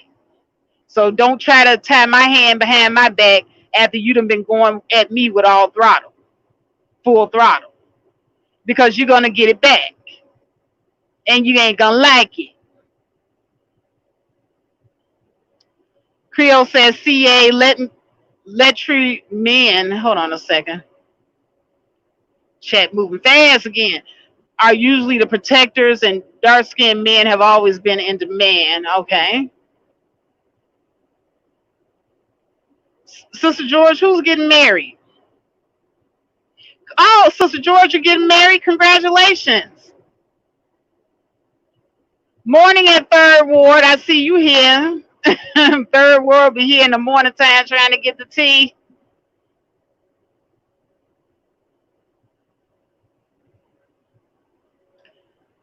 CA says Creole and Cajun living, we are expected to protect, but they verbally slaughter the protector while expecting more, more, and more protection. That's true. That's true. And that's kind of like what I was saying in the last video that I did, because over there where she's at, she has men over there where she's at. Now she sits up here and she verbally talks about black men all day long. And then when she gets attacked, she wants those men, those same men that have to sit up there and listen to her verbally attacking men all day long to protect her. And see, it don't work like that, sis. It don't work like that. When you don't think that something is affecting somebody, you won't find out until something happens. And people got to have your back. And so if you're wondering how come nobody had your back, you should probably think maybe that's it. Maybe that's why.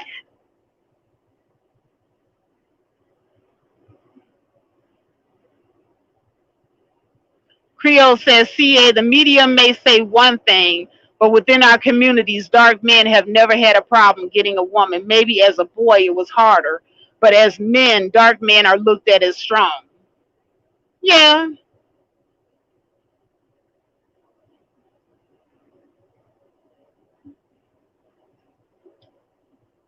Gia Girl says, when I'm around white people, I'm very guarded and I'm seen as not being collegiate.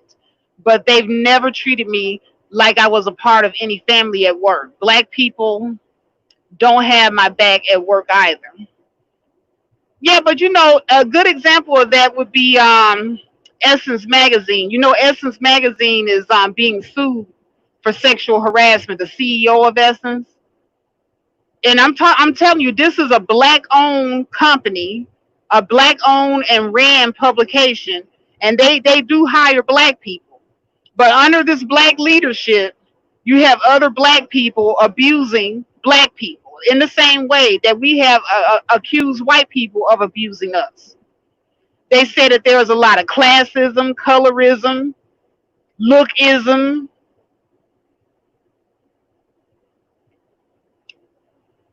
misogyny, misandry, intimidation.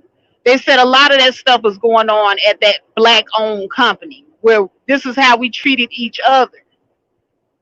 So, we often sit up and wonder what it would be like if we had black leadership, black men in leadership positions, or black people owning stuff, and how would we treat each other if we just had to work for one another. Well, that is a little glimpse of how it could look when it goes wrong. Now, I'm not saying that that is the model for every instance of when we work with one another, but that's a good glimpse of how it looks when it goes wrong. Got the CEO sexually harassing women and having sex with the women and intimidating all the women into having sex with them. And then when the women go and lodge a complaint to the HR department, guess who's the director and the head of HR? His wife. So where can these women go, when they want to lodge these complaints? And then his wife is running around intimidating, doing the most. So, and this is how we treat each other. Once again, this is black owned company, black owned and run. And this is how we treat each other. So, people sit up here and they try to gaslight you and tell you that this stuff only happens online. I have to laugh whenever stuff like this happens, and it proves that this stuff is not just online. This is how we actually are to each other.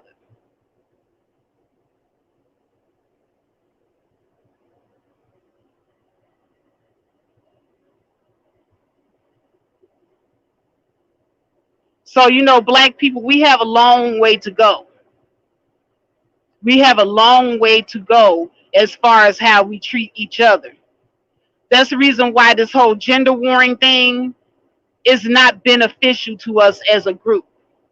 You got the women running off to their corner, you got the men running off to their corner. And if you are a person that wants to be neutral and bring everyone together and teach everyone how to be humane towards one another, oh, well, you're an enemy.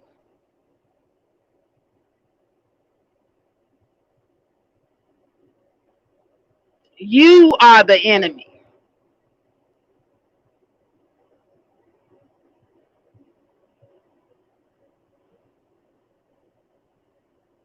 What's up, Soup Bone?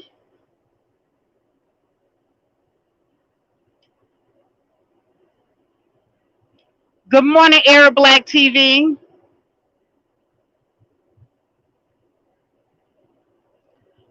Gia Girl says, I saw a black movie on the African channel, and although it was just a movie, the well-to-do black women treated her black servants like crap, which is how black folk in power treat other black folks. I'm sorry, which is how black folk in power treat other black folk. Exactly.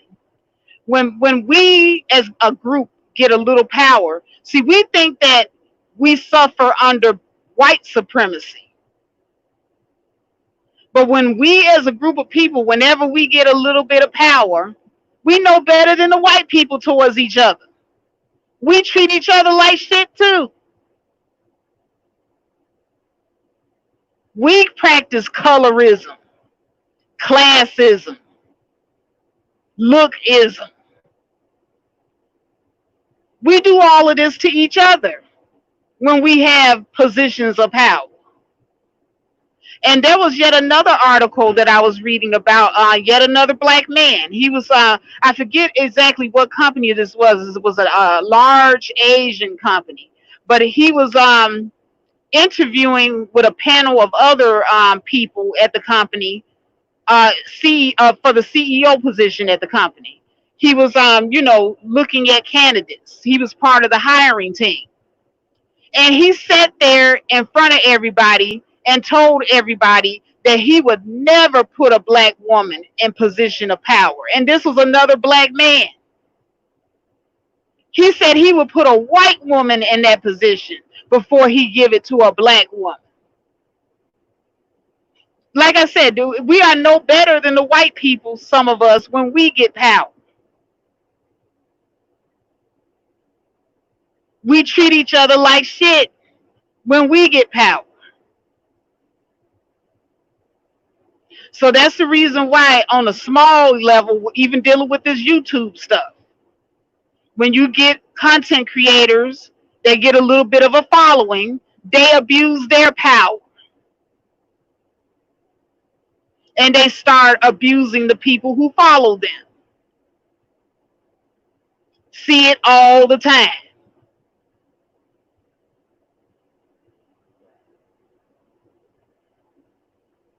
And the people who follow them, being afraid of losing grace with the content creator that they pop up on a pedestal, they will support that person whether they're right or wrong. And it's a damn shame when you're not getting paid to pander. These people are not getting paid to pander to these content creators. Like, I can understand, you're on a job pandering to your boss because it affects your livelihood. But these people be over here on YouTube pandering to these content creators as if it affects their livelihood. And they know they wrong. Here's the rub. And they know they wrong. But they scared of the social media backlash if they, say something to them.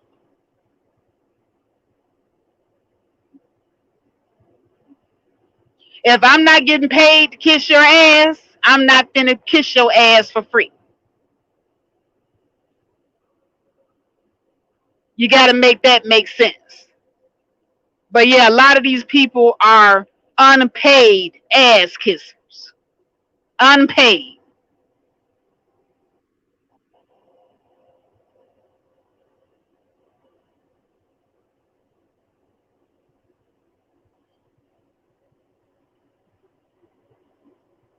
Let's see what you guys are talking about.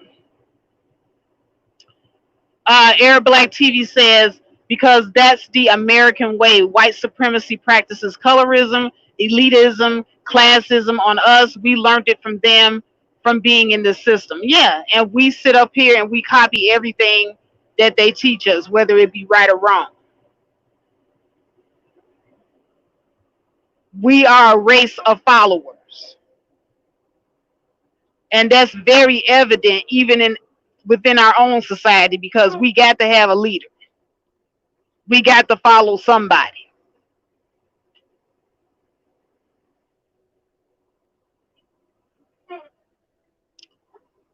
Uh, Creole says, CA, I'm not sure what you mean. A woman gets with a man and treats him the way she thinks. Oh, y'all having a conversation amongst yourself. Okay.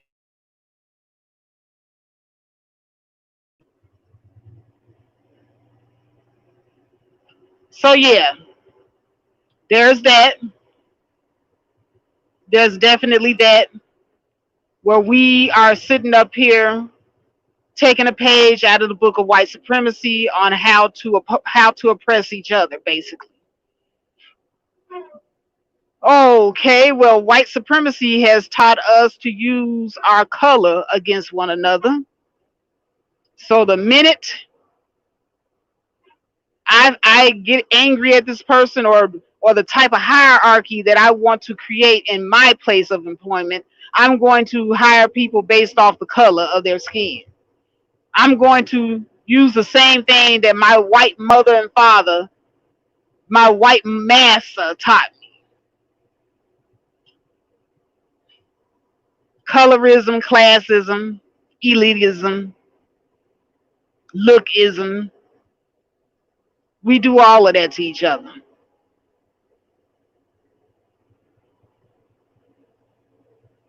And we got to have a leader. And all the leader has to do is appear to be strong, even though they weak. Like I said, there's a weak ass bitch over in the other camp. And I'm not gonna mince my words on her. She's weak, but she's got a following. She got a lot of sheep that follow her weak ass. Like I said the other day, I caught the tail end of what she was talking about. and she was actually chastising people and telling them how they supposed to be on code next time and come to her defense. And it better not happen again and all this other bullshit. I've never in my life heard such. You will never in your life hear me on here talking about how somebody else was supposed to have my back. I got my own back. Now, if somebody else decides to vouch for me or come and have my back or whatever, that's nice. But I ain't going to sit up here and rely on nobody.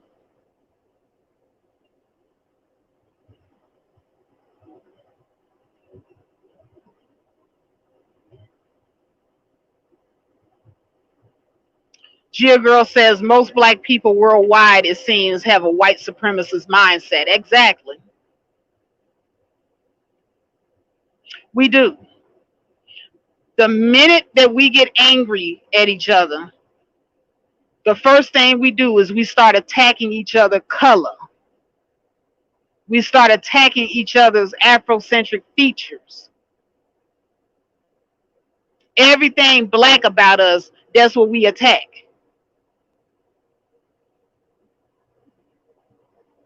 We don't even uplift ourselves as a group, let alone uplifting the standard of beauty for women. But as a group, we don't like our own blackness and our own black features. That's the first thing that we attack as soon as we're angry at each other, male or female.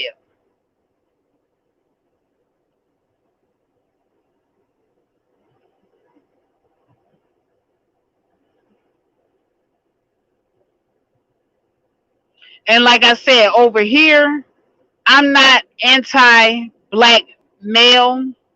I am anti-asshole. If you're an asshole, I don't care if you're a black man or a black woman, I am against you and your ideology. Because I know that what you're spewing out is not good for the group.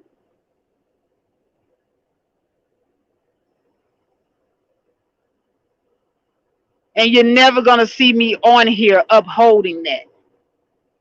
Now, with that said, I do realize that we are all human. Nobody is perfect. Everybody's going to have their flaws.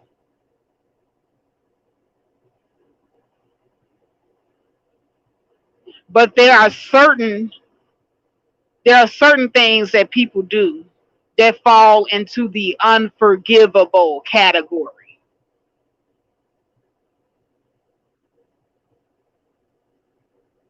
And you have to be able to discern that.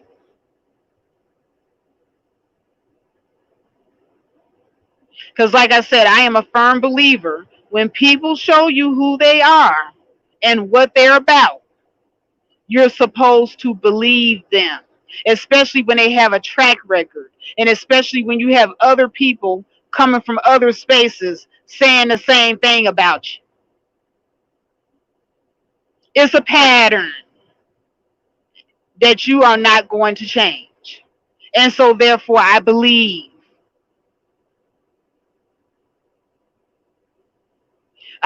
that you're up to no good.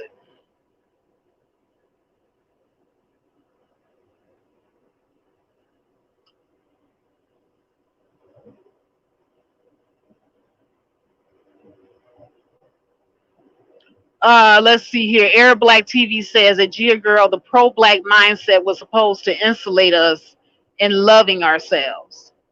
Yes, that's what it was supposed to be at first. At first, it was the pro-black mindset was supposed to be about black people loving themselves.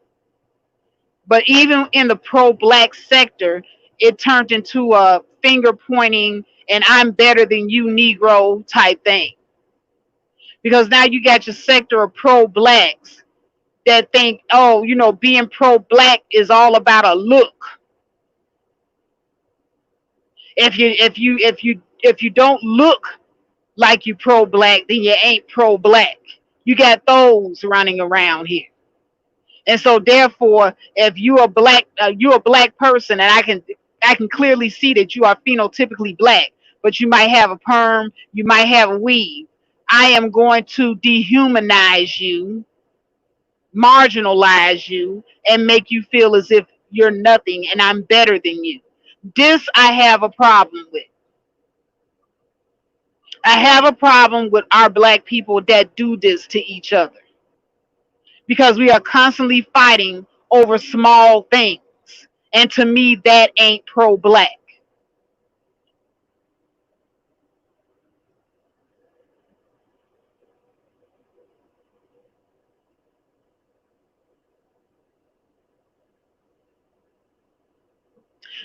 You got people of other races, they have people within their group that are different. But at the end of the day, if you touch anybody in that group, that whole group is going to come for your ass, irregardless to their differences within their group. And if we can't get on that level, then we are not pro black. We are not black first.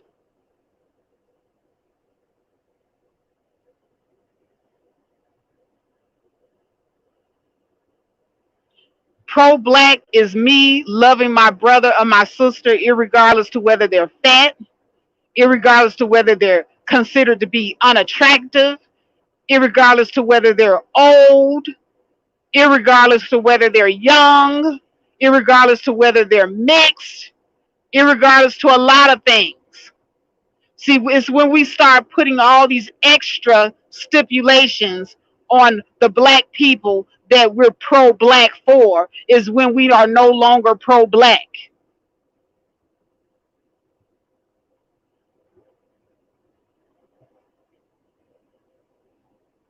I love black best. And loving black best also does not mean that you got to hate everybody else. That's the other thing that I'm against. I love black best, but that don't mean that I walk around with a hatred in my heart for white people, Indian people, Hispanic people. I'm not doing that. But loving black best means that whenever I get a chance, if I see a black person with a black business, I'm going to promote and support it. Loving black best means that if I can find somebody to mate and settle down with, it's going to be a black person. Even though with black women here in the United States, I am not opposed because of the man shortage. If you have to do something else, because there just ain't enough. But I would hope that you would first try to get with your own. That's black first thinking. You put your own first.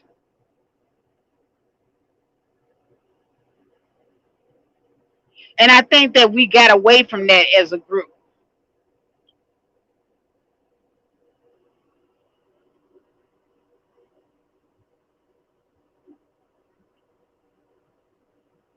Randy Woman says, I wear my hair all kinds of ways. The only way you can make me feel bad about my hair is, or how I style it, is if I already feel some kind of way about it, which I usually don't. And that means that you are a healthy adult, Randy Woman. That means that you are a healthy, emotionally well adjusted adult. Arab Black TV says love has always been an action and something you can't front. It's also vulnerability. I agree. I know we are withholding that from each other many times than not, and also giving it to people who don't give it back. Exactly. Raining Woman says anti asshole. Faith, you may be onto something with that one. Right. I mean, but that's what I'm talking about. Like, we sit up here and we try to, make all these groups, and we go off into our separate sectors here on YouTube. The men are in their separate sectors, mad at black women, and the women are in their separate sectors mad at black men, and everybody's, you got your anti-black women in sector over here, and you got your anti-black man. And I'm saying I'm not about all of that, because I feel like it's a waste of time. If I'm anti anything, I'm anti asshole. If you're an asshole, whether you're a black man or a black woman, I'm against you. And that's how I face people, and that's how I face life. I separate the assholes from the people who are not assholes, and I keep it moving.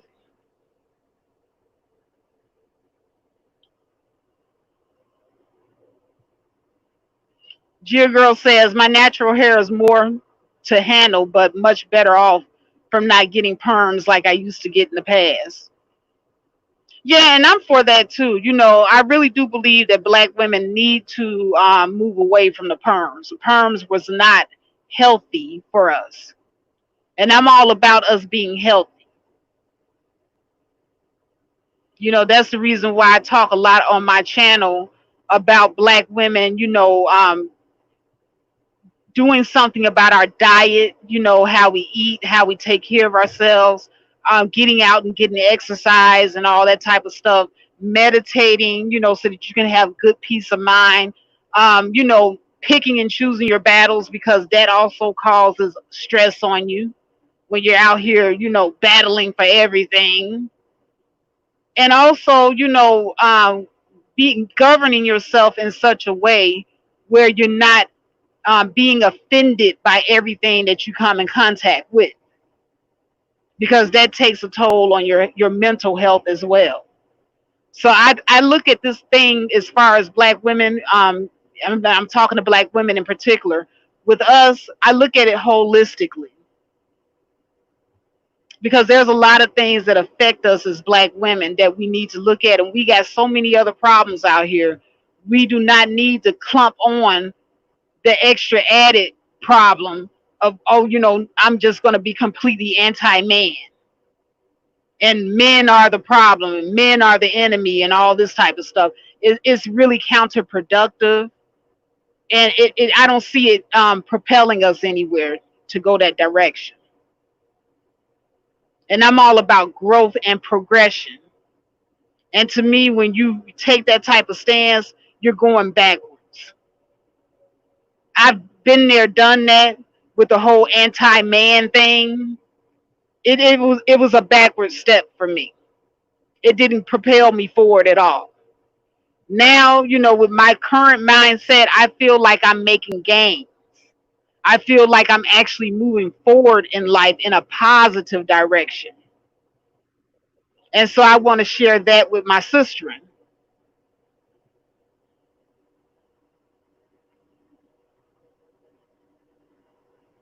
It says here, Gia Girl says, white supremacy caused this divide between the black woman and the black man, and black people don't see this, it seems. No, we're too busy fighting amongst each other over petty stuff, petty things. And like I said, once you can learn to see that it's not about the black man being the enemy, and for black men, it's not about you looking at the black woman as your enemy. Okay, you have to look at the situation as a whole. And there are certain people within our group that are a problem. But like I said, you got to identify the individuals and not clump those individuals in with the entire group. That's the reason why I say I'm anti-asshole, not anti-black man. When I identify the black men that are assholes, I separate them from the black men that I know to be good, decent people. And I keep it moving. I've learned not to brand all the men and lump them into one category. That is a dehumanizing thing when you do that. And that further separates us. And I didn't really see that as helping us progress forward. The progression is being able to separate the assholes and the people that you can't work with from the people that you can work with. And there are some decent black men out there that we can work with.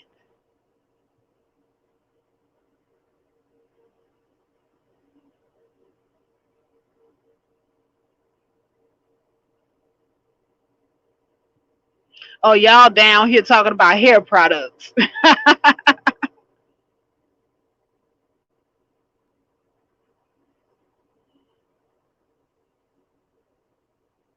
Arab Black TV says we are colleagues and frequent in YouTube and deserve each other's respect no matter our differences. Exactly. And that's all that I'm saying. Like there are going to be people that on here that you disagree with, but there's a way for you to be disagreeable, but still be, what's the word I'm looking for? You can still disagree with a person, but you can still coexist in the same space with that person as long as you are respectable towards each other. And earlier, I used the example of when I was on Sister George's panel. Those guys that were on there trying to make me feel small by, making references to my looks. Those are those are guys that I'm not going to be able to work with. They're assholes. So I have to separate the assholes from the men that I have been able to work with. Now, LAR is not an asshole. I've been knowing LAR on this YouTube for about going on 6 years now. LAR has never tried to marginalize me. He's never made fun of my looks or made me feel as if I don't have a voice and that I don't have the right to speak. Even though LAR and I don't agree on a lot of stuff, sometimes there are things that we do agree on, and there are a lot of things we don't agree on. But we've always coexisted in the same space because we respect one another, and that's somebody you can work with all day long. But the person that's abusive towards you, an asshole, you got to separate them. Just like I was telling another sister in a private conversation that she and I had, and I won't disclose what we talked about because I told this person that I would never disclose what we talked about. But she has a problem with a certain content creator on here for things that he said about her personal life. And then because LAR is also a friend of this person or frequents his videos and chats and stuff like that, she feels like she should lump him in with that person. And LAR had never done anything to her. And I told her she's wrong about that. I said, you make that person responsible for what they did. I said, but LAR ain't responsible for what that person did. Now you're making him guilty by association. And he's never done nothing to you. And see, I don't get down with the whole guilty by association thing because there are a lot of women YouTubers on here that I'm friends with. They do some things that I don't pretty much, agree with. I don't jail with. I would be damned if I'm going to take the fall for some stuff that they doing that I know I don't do. So this is the reason why I said, going forth, it can't be anti-male, anti-female. You got to be anti-asshole. Learn how to distinguish the people that you can work with and the people that you can't work with.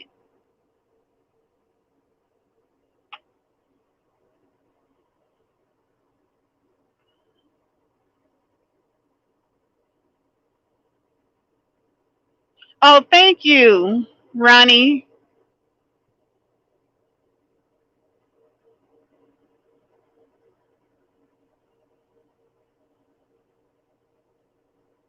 Randy Woman says, "Yeah, I don't think LAR is an asshole. No, he's not. For the most part, you'll disagree with some things that he says, and then there's a lot of stuff that he says you may even agree with. But he's not an asshole. He's never been a type that sit around disrespecting women and all that type of stuff."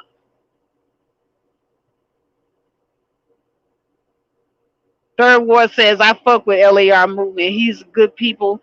He's not as extreme with his views as some of these other men in the space." Yeah.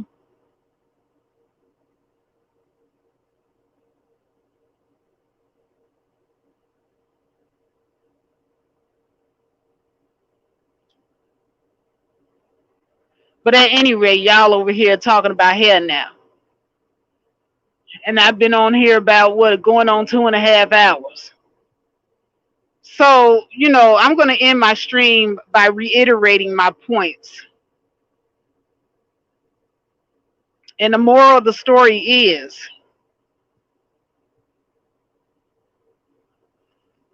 hold on, let me read what Third Ward put out here.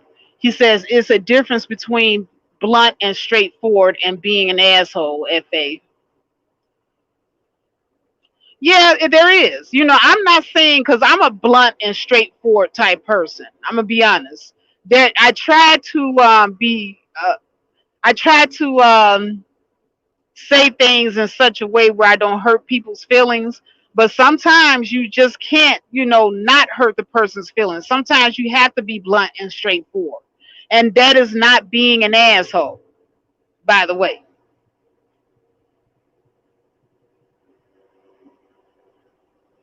yeah, LAR has had an asshole moment or two.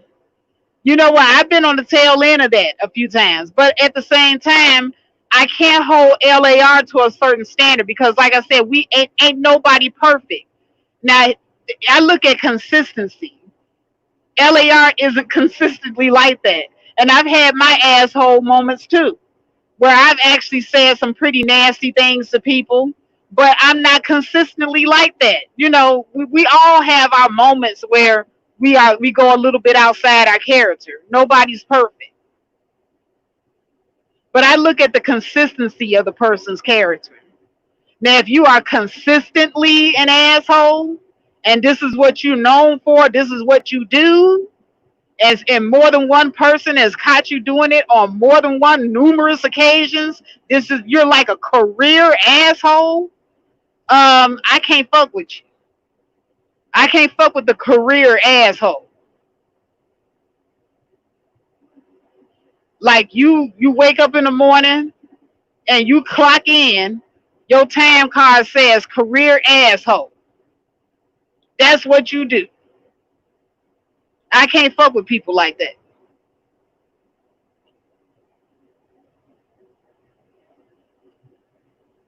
But yeah, all of us have a little asshole in us. Ain't nobody perfect. I've been an asshole a time or two myself. I have to admit.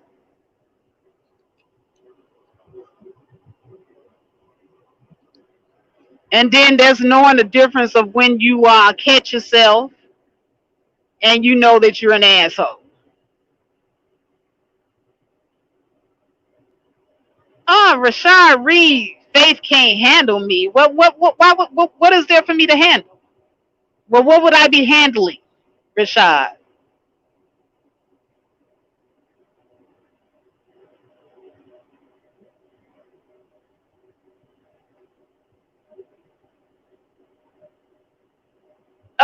Raining Woman says, if I ever run into him in the H, we are going to have a little chat. Oh, ooh. Rashad Reed said, it's okay, it's still love. Rashad, what are you talking about? I guarantee you, I don't be knowing half these people on YouTube. I guarantee you, I don't be knowing half of y'all. If I even had an interaction with half of y'all, and I'm really bad at remembering names. And then if you go and change your avatar and all that type of stuff, I really don't remember who you are. I might have cussed you out on a whole live stream, and then the next day I won't even know who the hell you are. That's how much attention I be giving y'all. What's up, TP Judah? That's bad too. I got to come up out of that. I got to start remembering who the hell I'm pissing off and cussing out on this thing. But yeah, y'all, that's just how I am. I'll pretty much, I'll go off on you one day, and the next day you'll see me, and I'll be cool with you because I don't even remember you. Like if you're not one of the people that I fuck with on a regular basis, I ain't gonna remember you. So if you all ever wonder how come you ran across me and I done cussed you out, and then the next time you see me, I'm cool with you because I don't remember you. You might have to remind me, like, Faith, remember we was over here and you called me an asshole and you told me what to go do with myself. You told me I can fuck myself and kill myself and all this type of stuff. You got to kind of remind me Because if you're not somebody I fuck with on a regular basis, I would have probably cussed you out from A to Z and went on about my business, ain't lost no sleep over it, and you still remember me, but I don't remember you.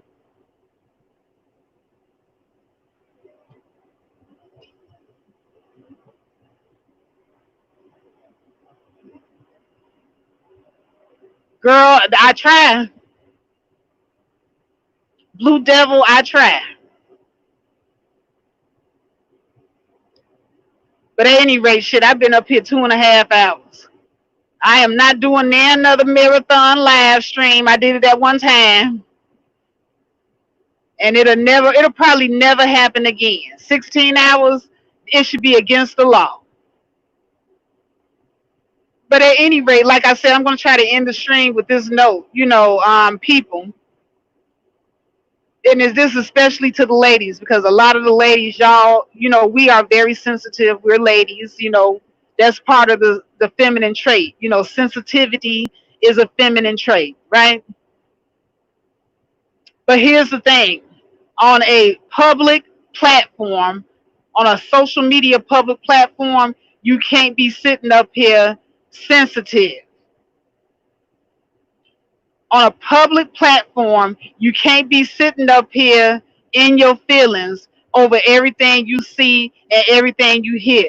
You can't be letting these people get into your man, and a lot of them will try to get into your man and say things abusively to you. You got to develop that thick skin, and you have to tell yourself that you're not going to allow this person to take up any type of real estate in your mind in no way, shape, form, or fashion. You're not going to let anybody tell you who you are, define who you are as a person. You do that for yourself before you enter these spaces. Know who you are already. Don't let nobody tell you who you are. Because these guys are coming here and try to tell you, you a hoe, you a bitch, you ugly. You're going to hear that. This is public media platform. You're going to hear all that, these people telling you who you are. If you don't know who you are before you come here, then I suggest you don't come. I'm just going to be honest. And also, if you don't take up for yourself, if you don't defend yourself, if you don't have your own back, don't depend on nobody else to do that for you. As an adult, you are responsible for yourself. Ain't nobody else responsible for you. The only person I'm responsible for is my kids when they were children. And raising them into adulthood, I raised them to have self-esteem and self-confidence within themselves and to know who they are and not let anybody else define them. And that is the tools that I gave them to deal with this world. And if you don't have those tools, then you can't even deal with the world, let alone social media.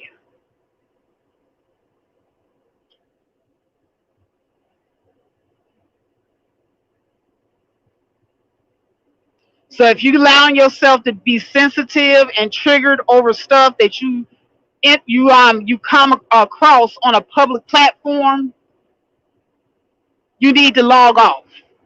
You need to get the hell out of it.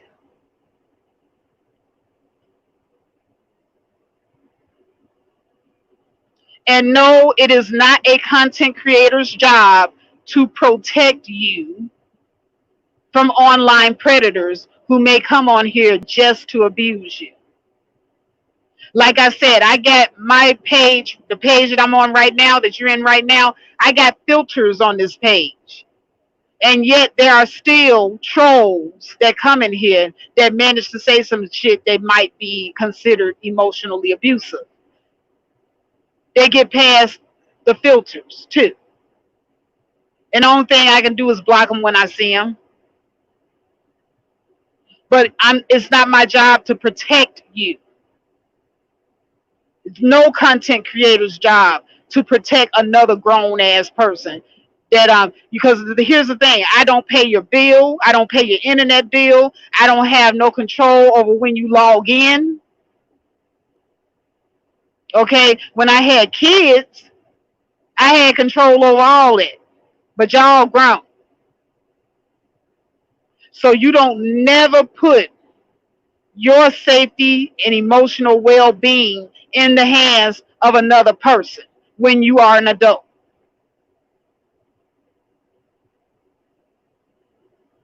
That is unrealistic.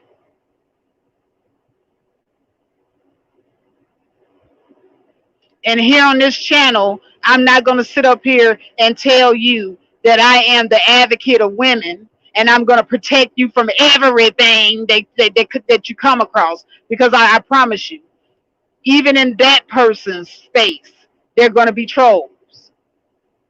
And I've seen them in that person's space, by the way. Trolls.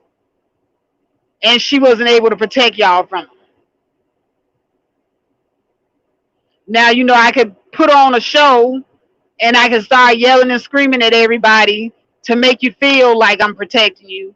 But I would be doing you a disservice putting on that show when I know I'm not going to be able to protect you all the time. So what I do is I protect you by giving you the tools to navigate. That's protection. When you have the tools to navigate through these spaces, then you're not triggered as much because you know what to expect when you see it and come across it. And that is the protection that I will provide.